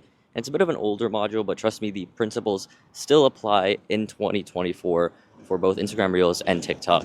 So I will see you guys inside the module. Brainstorming for video ideas can be a long, grueling process. Trust me, I've been there. I've made over 500 videos on TikTok. And so many times I found myself stuck scrolling through the For You page for hours or staring at my blank piece of paper without coming up with a single idea. After going through this brutal creative block countless times, I eventually came up with a systematic and repeatable way to brainstorm video ideas. Now, the first step in brainstorming that you need to do before you can even film, before you can even script a video, is you need to pick a niche and a format. Now, a niche is pretty simple. It's a category of interest. Here are as many niches that I can think of right off the top of my head. Now, just pick one, at most 3, that you're going to make your videos on. Now you hear a lot about picking a niche, it's important, but picking a video format is, in my opinion, so much more important and has helped me so much more in my creative process. Now sticking to one video format is good on TikTok for 3 different reasons. One is it's better for the algorithm and it'll make your videos get more views. The second reason is because it incentivizes people to follow you so much more because they know what to expect from your future posts. And the third reason is that it makes your brainstorming process so much quicker and so much easier. I really want to stress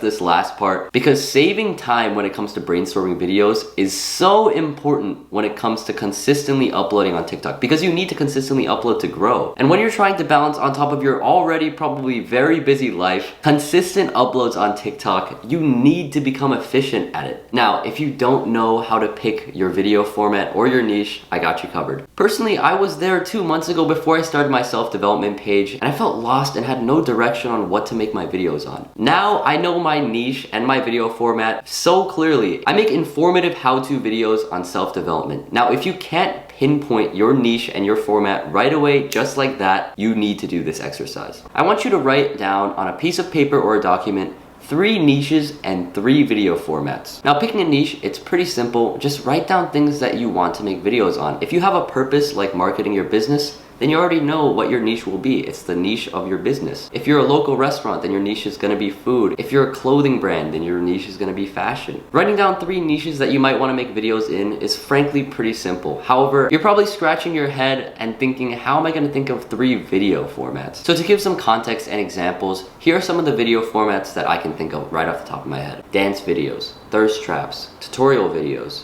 vlogs, storytelling videos, music synced video edits. If you're really struggling, just scroll through your For You page and look at the first 3 videos that come up and try to write down for each one what video format exactly each video is in. Personally, I like to make videos in the niche and format that I enjoy watching, which is why I make informative self-help videos, because that's personally what I watch. Once you've found your niche and your video format, you can finally move on to brainstorming and scripting ideas, because now you have, in a sense, a template for your videos. Once you've identified your format and your niche, it's time to start brainstorming in bulk. So what I want you guys to do now is get out a blank piece of paper and a pen, and at the top of this blank piece of paper, write down the format and niche of your video that you've identified for yourself. Now, once you're set up, we're gonna do an exercise I call Creativity on Demand, which entails timing yourself for 10 minutes and coming up with 10 ideas. Now, I know you're probably thinking, how am I gonna come up with 10 good video ideas in 10 minutes? And to that, I say you're not supposed to have perfect ideas. The point is to stretch your creativity muscle to its absolute limit and produce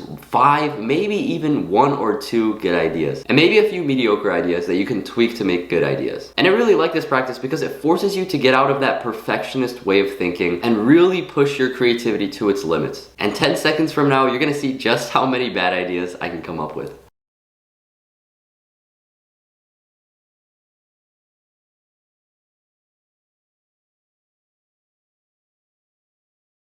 Okay, so I just got done with my 10 ideas. You can see on this page. And I'm gonna be honest, only about 5 of them are actually fully formed, which is okay. But let me just walk you guys through my thinking process as I brainstormed. For the first around 4 minutes of the brainstorming period, I listed a bunch of concepts related to my niche that I might want to make videos on. So since my niche is self-development, I listed things like journaling, purpose, happiness, ego, mindset, identity, values, reading. And you can apply this to whatever niche you want to make videos for. For example, if it's cooking, you know, you can list a bunch of different maybe cultures that you want to make foods for. Or if you're a fashion page, you can write down a bunch of the different fashion trends that you want to make, or different pop culture inspirations that you might want to base outfits on. I'm not a fashion person, so I'm not exactly sure what concepts would go into that, but whatever broad concept comes to mind when you think of your niche, just write them down at the beginning to give yourself a little bit of direction. And after around 4 minutes of listing just concepts, I eventually moved on to this portion, which is actually writing down 10 slightly more solidified ideas. And it's okay for one of your video ideas to suck, or a lot of your video ideas to suck, like in my case. The point, like I said before, is to 1, practice, and 2, maybe get a few ideas that are actually solid. So let me just look through and circle some of the ideas that I might make in a future video. The first one, this is my hook, with the skit being about somebody who doesn't feel confident around other confident people. And then I followed up with an explanation portion which ties into my informative / how-to type of video format. Another one, tricks to be more happy, and I only had one trick, which was keeping an internal locus of control. Now, I might add 1 or 2 more tricks that I can think of later on. Another one, number 6.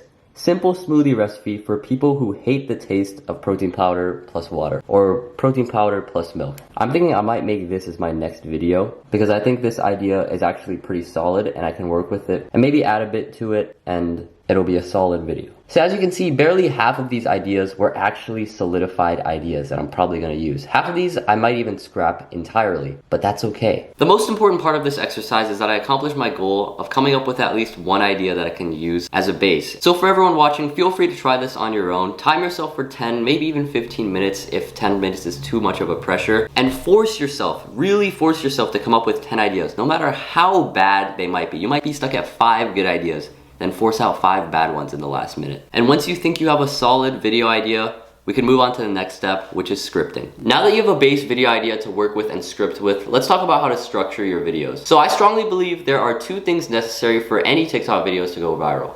First is a strong hook that captivates the viewer's attention. And second, the video needs to provide enough value for the viewer to stay until the end. And when I say providing value, I use that pretty loosely because on TikTok, this providing value can come in the form of anything from cheap entertainment to learning something new. Now, starting off with the hook, the number 1 thing that you need to do in the hook is make the context of the video clear. Most people think the hook has to be interesting and eye-catching, but the number 1 pitfall that I see in any video's hook is that it just isn't clear. And the moment that anything becomes unclear in a TikTok video and anything becomes hard to understand, the viewer will scroll. Now, if your content doesn't involve you speaking, so you can't verbally explain the context of the video, a very common method that is tried and true on TikTok is just explaining the context of the video in some sort of text caption. And I'll cover exactly how to do that and all the do's and don'ts of adding text to your videos in our editing module about adding text. Now, aside from being clear, your hook also needs to be quick. So omit any unnecessary detail like, hey guys, welcome back to my page, or like, hi, my name is blah, blah, blah.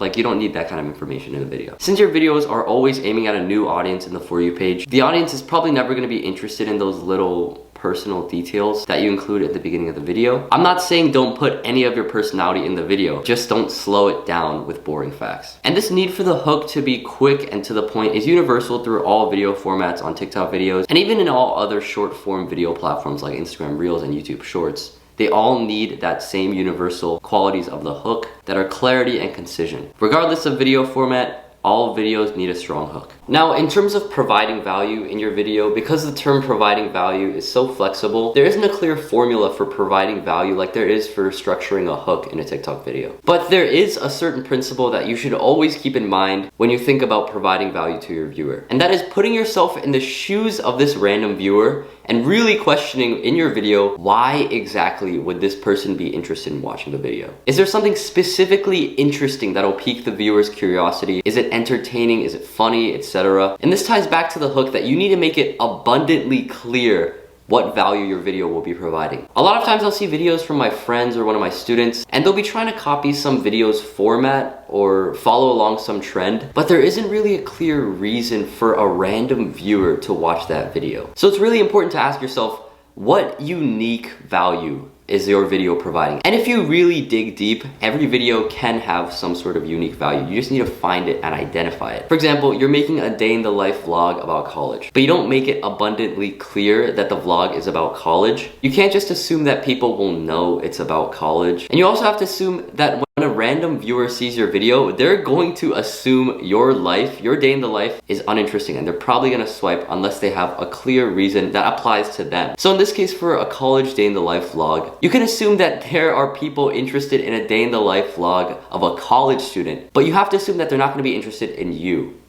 Yet. Now, you can be an interesting person and add your personality to the vlog, and that can provide entertainment value. But from the very beginning, if it isn't clear what value that the viewer will be getting from the video, most likely they will scroll. Honestly, the college day in the life trope is pretty overused, and most likely a random viewer isn't going to be really interested in a college day in the life because they've probably seen a ton of them already, and they don't want to see another normal college whatever. Maybe the first 5 college day in the life vlogs ever were interesting because there was no market for that before. Now there's tons of day in the life vlogs of college students, and this applies to most niches, right? There's tons of fashion videos now, there's tons of cooking videos, there's tons of sports videos. So for the example of a college day in the life vlog, it's good to add an even more specific value that will be interesting for a potential viewer. For example, instead of just a regular college day in the life, it could be a productive college day in the life of a lazy student. So then the value becomes, oh, how is this lazy college student finding a way to become productive? That's a fairly unique trope. Obviously, I can't tell you what exactly is a unique trope, but for whatever your niche is, just try to think about what are the most overused tropes and how can I spin them even slightly to make them new and novel and provide that sort of new value to a potential viewer. To sum up this principle of providing value, you need to assume that the viewer by default will be less interested in you and your video, and you need to go above and beyond to provide some new and novel value to the viewer in order to keep them watching for the rest of the video. So a practical step would be just study the videos in your niche and just think of any way to make it new and change it up slightly. Trust me, on TikTok there are hundreds of repetitive videos, and anything novel on the app will have such a good chance of getting views. That's why trends work so well, because there's that good mix of familiarity and understanding the context immediately because it's a trend, and also having that new and novel aspect so it's not repeating a video that's already exists. I know I packed a lot of conceptual ideas into this module, but once you've taken that base idea, you've spun it into something slightly more novel and interesting to provide new value to viewers, then you can move on to our scripting process. What you do need in any TikTok video script in order to go viral is 2 things: concision and speed. So the first step I want you to do is make a rough draft of your initial script for your video. Personally, I make informational videos on TikTok, so here's the structural template I personally use for anyone interested in making informational videos. I start off with a 1-second hook. Here's how to fall asleep quicker. Then I immediately follow that up with a solution to that proposed problem so viewers instantly know the context and the value that they will be getting from this video. Stop using your phone an hour before bed. Now that I've clearly established the context and the value that the video will be providing to the viewer in the first 3 seconds in the hook, I follow that up with a common objection that a viewer might be thinking in order to establish relatability in my video. Because I believe relatability helps so much in making a video do well, because it makes the viewer so much more personally connected to the video and thus makes them way more engaged. Now I know you don't want to hear this information because your parents tell you, oh, don't use your phone. And lastly, now that I've hopefully hooked my viewers' attention, I will follow that up with the actual meat and information of my video. And this portion will take up the majority of my video's duration. Probably around 60 to 70% of my video is the actual informational portion. Here's the actual science behind why using your phone before bed kills your ability to fall asleep. Your brain is evolutionarily wired to see bright blue light and feel awake because that's the color of the literal sky. So when your brain sees the blue light of your computer screen or your phone screen, it's been proven that it blocks the natural production of melatonin in your brain. So stop popping melatonin gummies and just get off your phone. Okay, now that I have my personal template set up, let's finish that first draft. Perfect. Now this draft is very rough and I still need to proofread it. So the way I like to proofread my drafts is read them out loud, because then I can get a sense of how the actual video will sound and flow. So let's just read it out loud. Here's how to stop struggling to control yourself. Actually, that sounds pretty bad, honestly.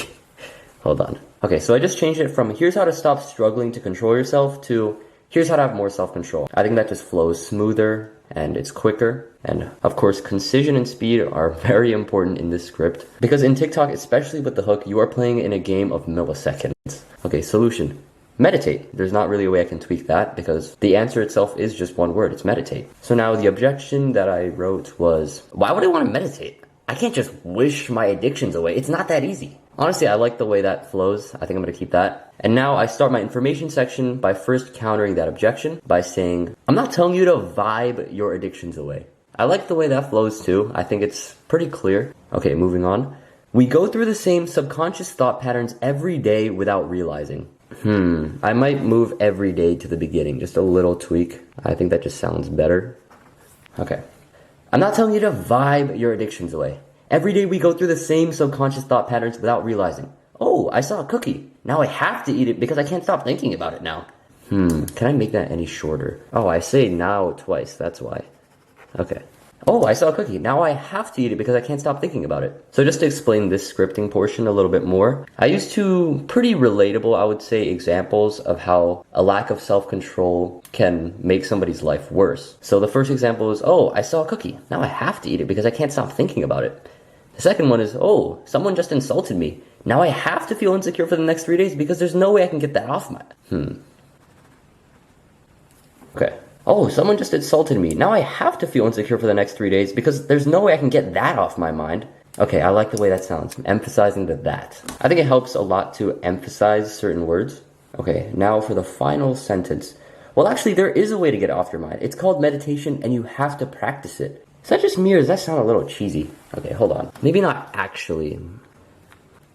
Maybe I'll say, well, yes, there is a way to get it off your mind. Maybe it is too broad. I might change it to those intrusive thoughts.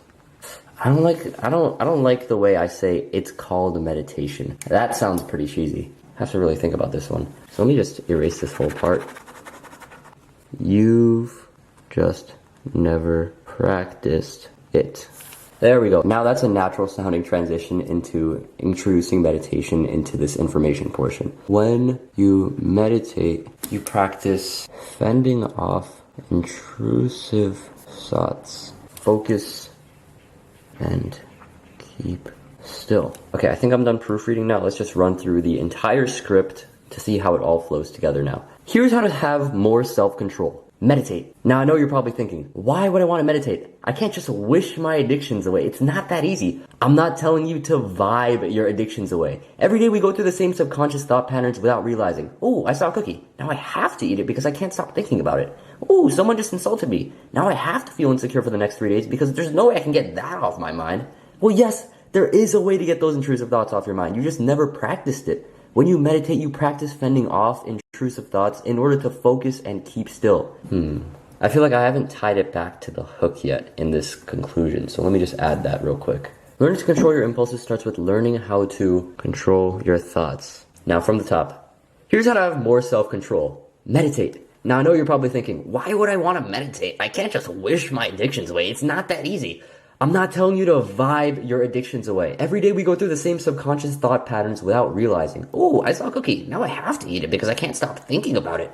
Oh, someone just insulted me. Now I have to feel insecure for the next 3 days because there's no way I can get that off my mind.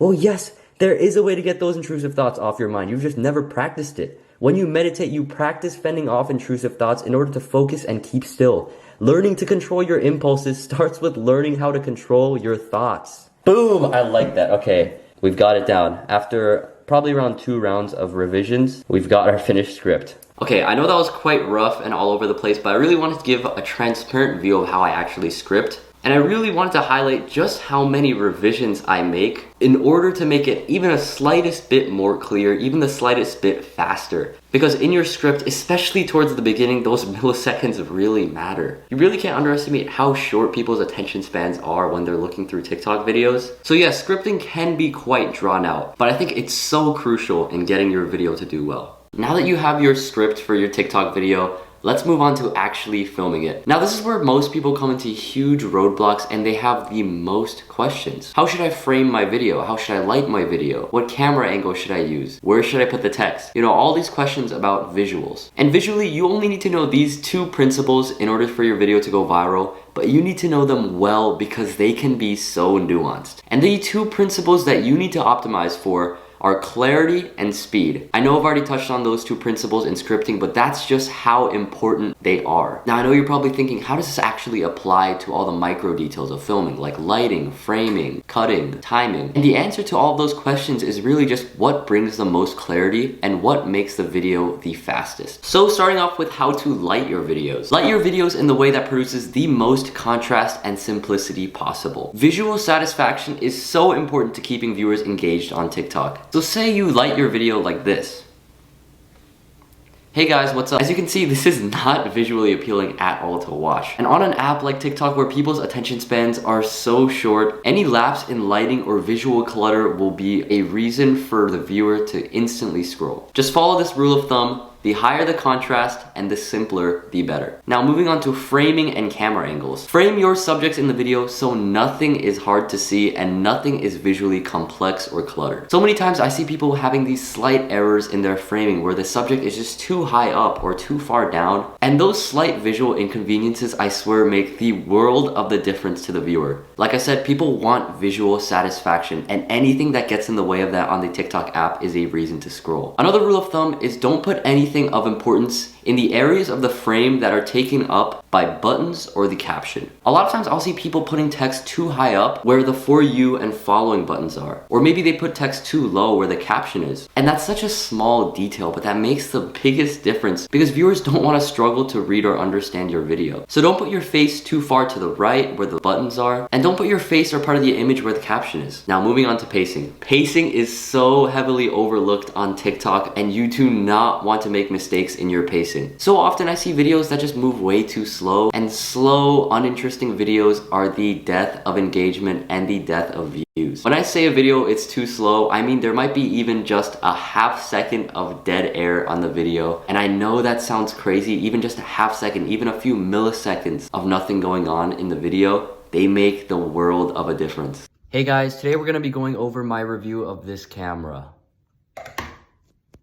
So, as I said, we're going over the review of this camera. As a general rule of thumb, you need something to be happening on your screen every at least 3 seconds. And if the video stalls even for 1 second, even half a second, try to find a way to cut that out in your editing. Camera review. Starting off with the microphone, it is quite bulky, but it does have good sound quality, so I would give it an 8 out of 10. For every part of the filming and editing process, always question yourself, are there any boring points in the video that the video stalls or doesn't get clear and makes it slightly unsatisfying for the viewer? Try to find a way to fix that. So yeah, in terms of visuals, those are the 2 factors you need to know, and once you feel like you've mastered them, then we can start filming. Now that you know the guiding principles of clarity and speed to direct your filming, we can apply these principles into tangible results in our filming process. So based on your video format, you should have a general idea of what you're filming and what your shots should kind of look like. For example, if you make skit videos, you're gonna have like person 1 and person 2 or 3 in separate individual shots. If you make vlog videos or informational videos like I do, a very common theme is to have voiceover and then B-roll on top of the voiceover. So for my personal filming process, which I will be showing you guys in this module, I will have those 2 distinct portions of my filming, the voiceovers and the B-roll shots. Now, of course, even if you make informational videos or vlogs, you don't need to be as intricate in the filming process as I do with the B-roll shots and the separate voiceover. I simply like filming the voiceover and the B-roll separately, so I can cut out even milliseconds of time where I literally just breathe in the voiceover like, hey guys, I also like to time my B-roll clips to match the parts in the voiceover where I'm talking. So I'll time my B-roll shots with every new sentence of my voiceover. Now, like I said, this is not mandatory whatsoever. I simply do this to increase my quality and engagement rate, and of course optimize for clarity and speed. I would say even if you're making talking head videos where you're just constantly talking to the camera with no B-roll, no shots overlaid on top of your voice, the factors of clarity and speed do apply, and I would say, if possible, still try to cut out parts where you're talking, where there is a little bit of dead space where nothing's going on. Maybe you're breathing, maybe you're pausing to think. So for that reason, I would recommend to everybody to film outside the TikTok app on your phone's native camera, because I would say editing is where you can really optimize for clarity and speed. And TikTok's in-app editor is just not really well developed. It's kind of laggy, it's kind of buggy. So filming and editing outside the TikTok app and then uploading back into the TikTok app is, in my opinion, the best way to do it. And don't worry, if you've never edited outside the TikTok app before, or even inside the TikTok app, it's pretty simple and you can learn it very quickly. It's very intuitive. And the only things you'll need to do is be able to cut and trim and add captions, which, trust me, they take like 30 minutes to learn. I personally use the app InShot to edit. It's free with ads, but apps like CapCut or anything else do the same. In this course, I'll be showing you guys how to edit on InShot. And even though the UIs on InShot and like CapCut are pretty much the same, if you've never really used a third-party editor or you're not exactly comfortable with a certain editing software, I would say just download InShot to follow along when I go through the editing module. Now that we've covered what software to use, let's start filming. Okay, so now here I have the script I wrote and revised from the scripting module, and I actually just rewrote it for clarity's sake in this module. Normally I just read off the messy, revised, rough draft. And in the bottom, I also wrote a list of the B-roll shots I use in chronological order. Okay, so I'm gonna start off by reading my voiceover, and I'm literally just gonna record on my camera roll like this. Here's how to have more self-control. So I just finished recording my voiceover. It took like 1 minute, and I think this is a perfect time to showcase just how many tries I take in my voiceover. So yeah, even though I only recorded one video, you can see I actually say some of the lines multiple times just because they're not clear enough or I don't say them fast enough. So here, I'll just play it out loud. Here's how to have more self-control. Well, yeah, there is a way to get those intrusive thoughts off your mind. Well, yeah, there is a way to get those intrusive thoughts off your mind. You've just never practiced it. So yeah, there's the optimizing for clarity and speed right there in action. Obviously, when I edit through again, I'm gonna cut those parts out. And audio editing is actually pretty easy on InShot. So I'll show you guys how to do that in the next module. But now let's move on to actually filming the B-roll shots. Now, a lot of times I film my B-roll shots on my Canon M50 camera, but I really don't want to promote the idea that you need high quality equipment for videos to go viral. So in terms of this, I'm using my $20 tripod that I bought on Amazon and my smartphone. I also use this ring light I got for like $30 on Amazon. If you just search up like 12-inch ring light, they're like all the same kind of. But I'm not gonna be using this for this video either because like I said, you do not need this high quality equipment in order for videos to do well. So here's a quick montage of me filming my B-roll shots.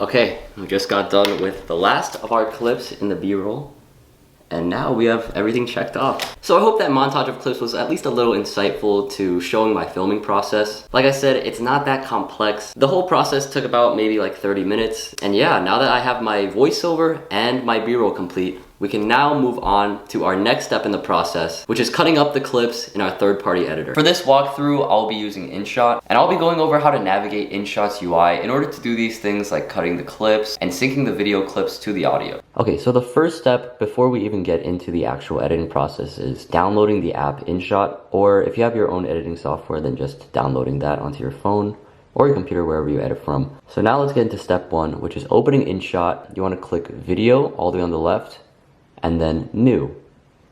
It opens up your menu of your camera roll. It might have asked for permission in order to use your camera roll, just say allow. Now you want to select all the clips that you want to compile into your video. So I'm just going to select all these clips, and there you go, that should be good. However, I have 4 minutes of footage, when in reality I only want to use 30 seconds of it. That leads us to step two, which is doing a rough trim of all the clips that you have. So you can see none of this clutter is actually part of my B-roll until I actually look at the phone screen. That's when the clip actually starts. What we're gonna do is do a rough trim of all the parts we don't need.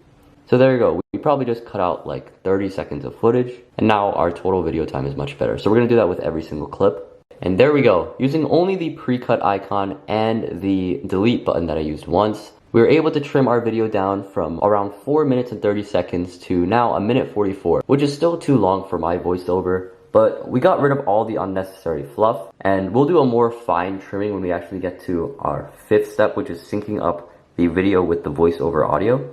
But now let's move on to step three, which is adding the audio. So now in order to add music, we're gonna go all the way to the beginnings, just so we don't accidentally add the music clip all the way to the end. And what you wanna do is scroll all the way to the left on the tools, and you wanna click music right there. And now it should open up this little menu here, which is kind of your audio editing menu. And right now we only have one audio file, which is the base audio for all my clips. What I actually like doing as well is I want to mute all these clips because the only audio I want is my voiceover and then a little bit of background music that I add. So what I'm going to do is just click on one of these clips. It doesn't matter which clip you click on, but at the bottom where the actual video file is.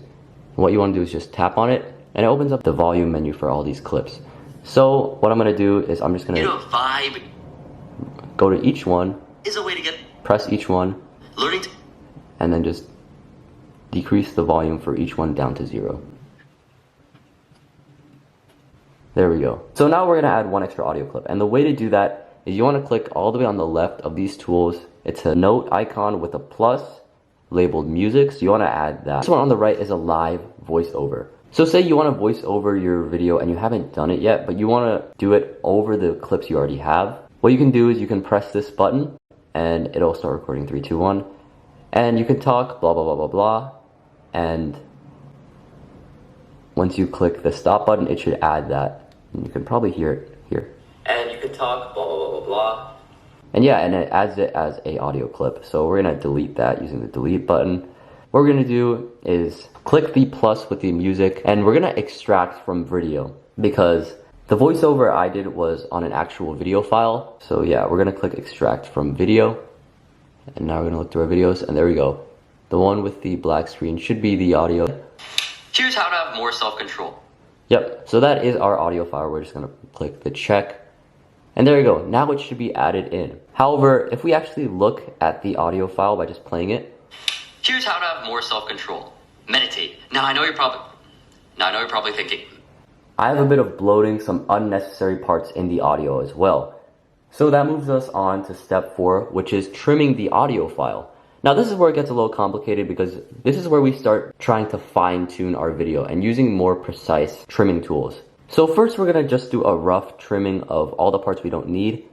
And the way I actually like to do this is instead of using this edit, here's how to have more self-control, which is kind of like the pre-cut function for videos, but instead this is for audio. I don't want to use that because it just opens up the entire audio clip. What I'm going to do instead is I'm simply going to use this button, split. And what it does, it just splits the audio clip in two. Here, I'll show you how I do it right here. Split. And now you have 2 separate audio clips. This is good for being super precise with where exactly you want to trim your video. Now to be even more precise, what we can do is we can use 2 fingers to zoom in to this timeline and we can go as far as literally dealing with milliseconds. And this is where I actually like to operate because I really do believe in optimizing for milliseconds in order to get your video just the slightest bit faster and better because these 1% improvements really do make the world of a difference in terms of getting views. So we're gonna start off with just a rough trim. So we're not gonna need to fine tune it and zoom in for now. And you can see this part right here, I don't say anything, so I'm just gonna cut that out. And now since the beginning of the audio is displaced, I'm just gonna press and hold to get a hold of it. And then we're gonna move it all the way back to the beginning. There we go. Now it's aligned with the beginning of the clip again. Here's how to have more self-control. Meditate. Now I know you're probably... So I see here, I have a take that I didn't even use, so I'm just gonna split and then delete. Now we're gonna move this clip back here. Listen to it. Meditate. Now I know you're probably thinking, meditating? What do you want? I promise you these optimizations will make a difference, even the slightest ones where you just trim off even a millisecond or 2 off the ends of your audio clip. You really don't want to keep viewers waiting for like half second because it just makes them a little more annoyed when they watch the video. Now that we have successfully trimmed our audio, let's just listen to it through one more time. Here's how to have more self-control. Meditate. Now I know you're probably thinking, meditating? What do you want me to wish my addictions away? It's not that easy. So finally, we can move on to our last step, which is syncing up the video clips with the audio that we have. Personally, when I wrote my script, I already planned out which clips would go with which sentences in my voiceover. So I'm just gonna pull out that script that I've had before and I'm just gonna follow it. I think I put these in reverse chronological order, to be honest. Okay, so what I'm gonna do is I'm just gonna move everything into the spots that they were intended. This clip was second, the other one was first. So our clips are now generally in the right chronological order. So starting off with the first clip, what I like to do is a little fun fact. I loop my videos, so this is actually the last clip and I made it at the same time as my first clip, if that makes sense. So I'm gonna move this clip to the end just to reorder it. Now we can really start our process. Here's how to have more self-control. Meditate. Now I know you're probably... Here's how to have more self-control. So yeah, we can see I say meditate right here. So I'm gonna trim the clip all the way down to where my cursor is, right there. And now it should switch immediately to a clip of me meditating.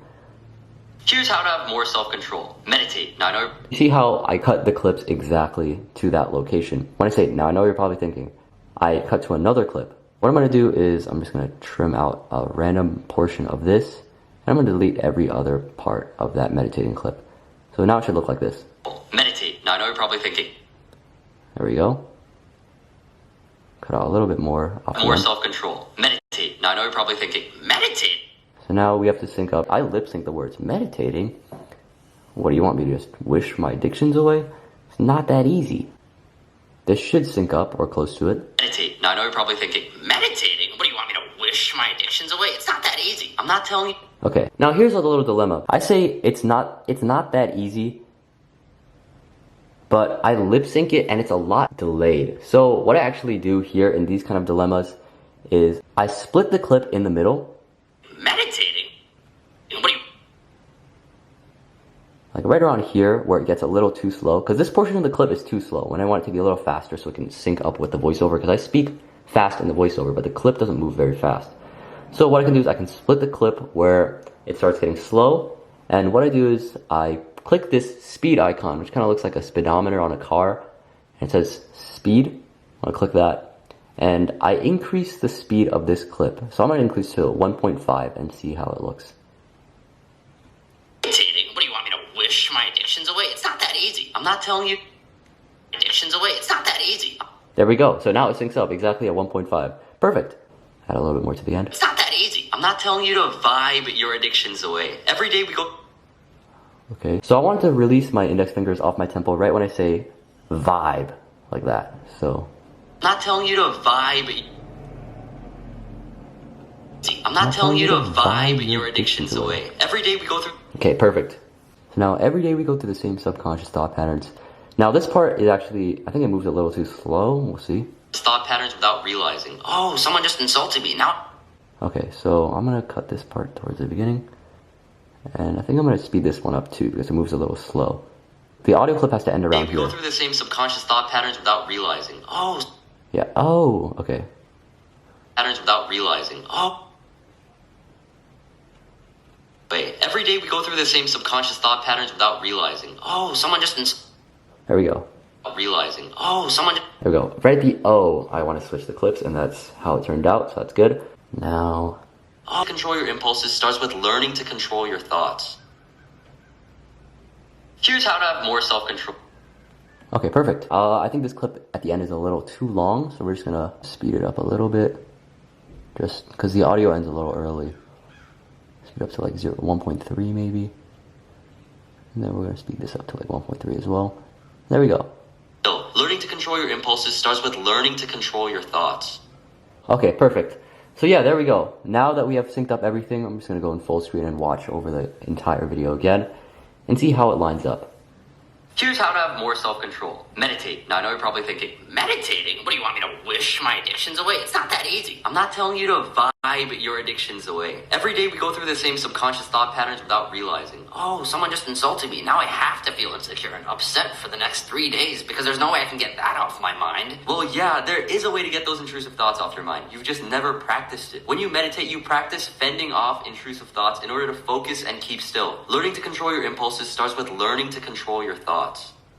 So now you can notice how it was kind of satisfying that every time I enunciated a new sentence, it would switch to a new clip. And this is very intentional, just to keep the viewer a little more satisfied visually. And adding that little bit of visual satisfaction really does make that big difference, like I said. Now, you're probably wondering, why are subtitles really important? Do I really need to put them in my video? And to that, I say they are so important in making your video go viral. Captions are good for two things. One, they give an element on the screen that constantly changes every few seconds that a viewer can look at. And 2, they just make it so much easier to follow along. Even though viewers aren't staring at the subtitles for the entire video, just subconsciously they're seeing it, and when they see the subtitles, they process the words so much easier, and they process what's going on in your video so much easier as well. Remember, clarity and making sure your viewer knows exactly what's going on in your video is essential to going viral. So all mistakes come down to the captions either being too long or too hard to read. So starting off with caption length, I like to make my captions at most like 4 words long, and I always make sure the captions only take up 1 line on my screen, not even 2. And the reason why is because if it takes up too much real estate on your screen, it just adds so much visual clutter, and it kind of gets in the way of whatever you're trying to show in your actual video portion. You don't want viewers feeling like they have to read some paragraph, some English paper on your screen. People come on TikTok to relax and just shut off their brain. They don't want to be thinking super deeply when they're watching a video. Quick, short, easy to read captions are the way to go. In terms of being too difficult to read, a big mistake is that when people make captions outside of the TikTok app, they always use some really difficult to read font, or the colors of the subtitle text don't actually contrast well with the background, and they're kind of hard to read and distinguish from the video. Luckily, a lot of these problems will be solved in the TikTok app itself because we're going to be using the auto-generated TikTok captions, and they're basically already set to the settings that we want. But just a quick note, just in case any of you guys want to make captions outside of the TikTok app, I would give a few pointers on what not to do. 1, try to use a font that looks very similar to TikTok's default font. The TikTok default font is called Proxima Nova Semi-Bold, but there are tons of fonts that look very similar to that, so you don't have to worry too much. When I used to add captions manually on InShot, I would use the font that looks the most similar. It was called like System or Helvetica New, something like that. And the reason why it's good to use text that looks similar to TikTok's default fonts for text is that people like things that are visually familiar, especially on TikTok. If your video seems too foreign to the app, for example, if it uses really complex fonts, it might seem too alien to the viewers, and people don't want to struggle with the unknown. That sense of visual familiarity is why so many trends go viral, and that's why most TikToks kind of look the same. And if you're trying to reinvent the wheel on TikTok, it's actually shooting yourself in the foot. So you really want to just, as weird as it sounds, make your videos look very familiar and similar to all the other videos on the For You page. And that's why you should use fonts that look similar to the TikTok default font. Now, where should you be putting the actual subtitle text in your video? Where on the screen? Is it all the way up, all the way down, all the way at the bottom? Does it even matter? And to that, I say yes, it does. Caption placement actually is very important, and here's why. You want your caption to be as easy to read as possible, and one big mistake that I see a lot of creators doing is that they'll make captions and have them covered by either the buttons on the side, the For You and following buttons at the top, or the hashtag and caption at the bottom. So quick rule of thumb, I already mentioned this in a previous module, but do not put any text in this red area. My best recommendation is either put them right smack in the middle or about 1/4, 25% up between the middle and the bottom of the screen, about halfway between that point. And the reason why is because that middle area / bottom area is where people's eyes just naturally gravitate towards, and that's where they expect the captions / subtitles to be. So it would kind of weird them out if the captions and subtitles were all the way at the top, because that's where people usually put text titles of their video, you know, text titles that describe their video, not the actual subtitles themselves. And if you put it too low, that's where the caption is, so you don't want to be putting it anywhere below like the bottom 25% of the screen. Make sure also the text is cropped small enough so it's not touching that right hand side of the screen where the buttons are. If you cover all that, then you should be good. And I make my subtitles right in the middle, but I'm just going to shift them slightly to the left, just in case the longer parts touch the right hand side. Move it slightly more to the right.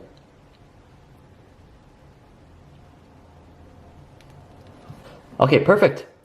The subtitles are now in the right place, with the right font, with the right timing. Now we can move on to adding music to our video. And with that, congratulations on finishing day 6. Seriously, congratulations. I know this one was a bit longer of a module, but genuinely congratulations. Pat yourself on the back. All right, today's day 7. Congratulations on making it through the entire journey together. We have been on a crazy journey. I really hope that you took action on all of the modules that I've released to you guys today. And if you made it this far, it's clear that you're actually super serious about building your personal brand. But my one gripe with courses is that it's really easy to consume and feel like you're passively absorbing knowledge without actually applying and actually learning 90% of the valuable information that you'll get by simply applying and taking action. So let's recap everything we've learned in the last 6 days, and then I have a special offer for you and what I highly recommend you do to scale to your 10,000 true fans and actually to make your first online with content creation. So first, you learn how to post your first video and use the basics of CapCut, the basics of scripting. Second, you learn how to create videos that resonate with your younger self so you can build that audience of 1,000 true fans that resonate with you and your story. 3, you learn the mindset it takes to actually become a creator. And 4, you learn how to build a brand around your life. And 5, you actually learn how to make educational videos in a viral way. And my way of saying thank you for taking action, because it is genuinely my mission to make content creation education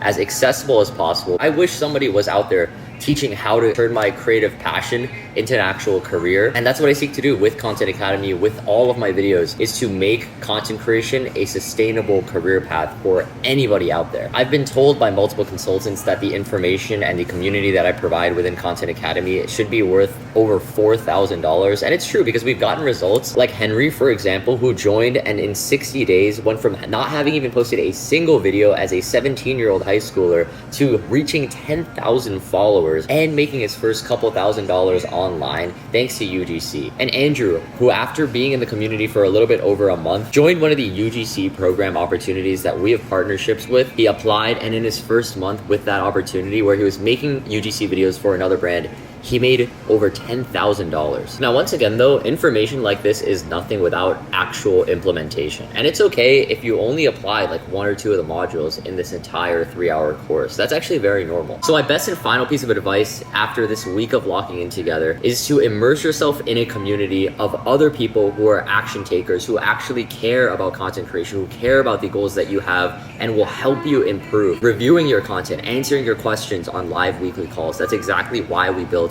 Content Academy. We do accountability games in our community. Our most recent one is literally giving away $4,500 to the person who lasts the longest posting daily. We have 4 live Q&A calls that we run every single week in our Discord server with experienced creators. We even throw events every quarter to make sure that you can actually meet other creators and develop genuine friendships. And of course, lastly, we have over 9 hours of course modules on top of everything that I've given to you today. So just go to the second link in the description to get started with Content Academy, and I hope to see you inside. And I hope to see you crushing your creator goals and turning this passion that you have right now into a career, bro. Let's fucking go, dude. Genuinely. Thank you guys so much for watching. Make sure to like and subscribe as well, because I'm dropping way more sauce in the future. Peace.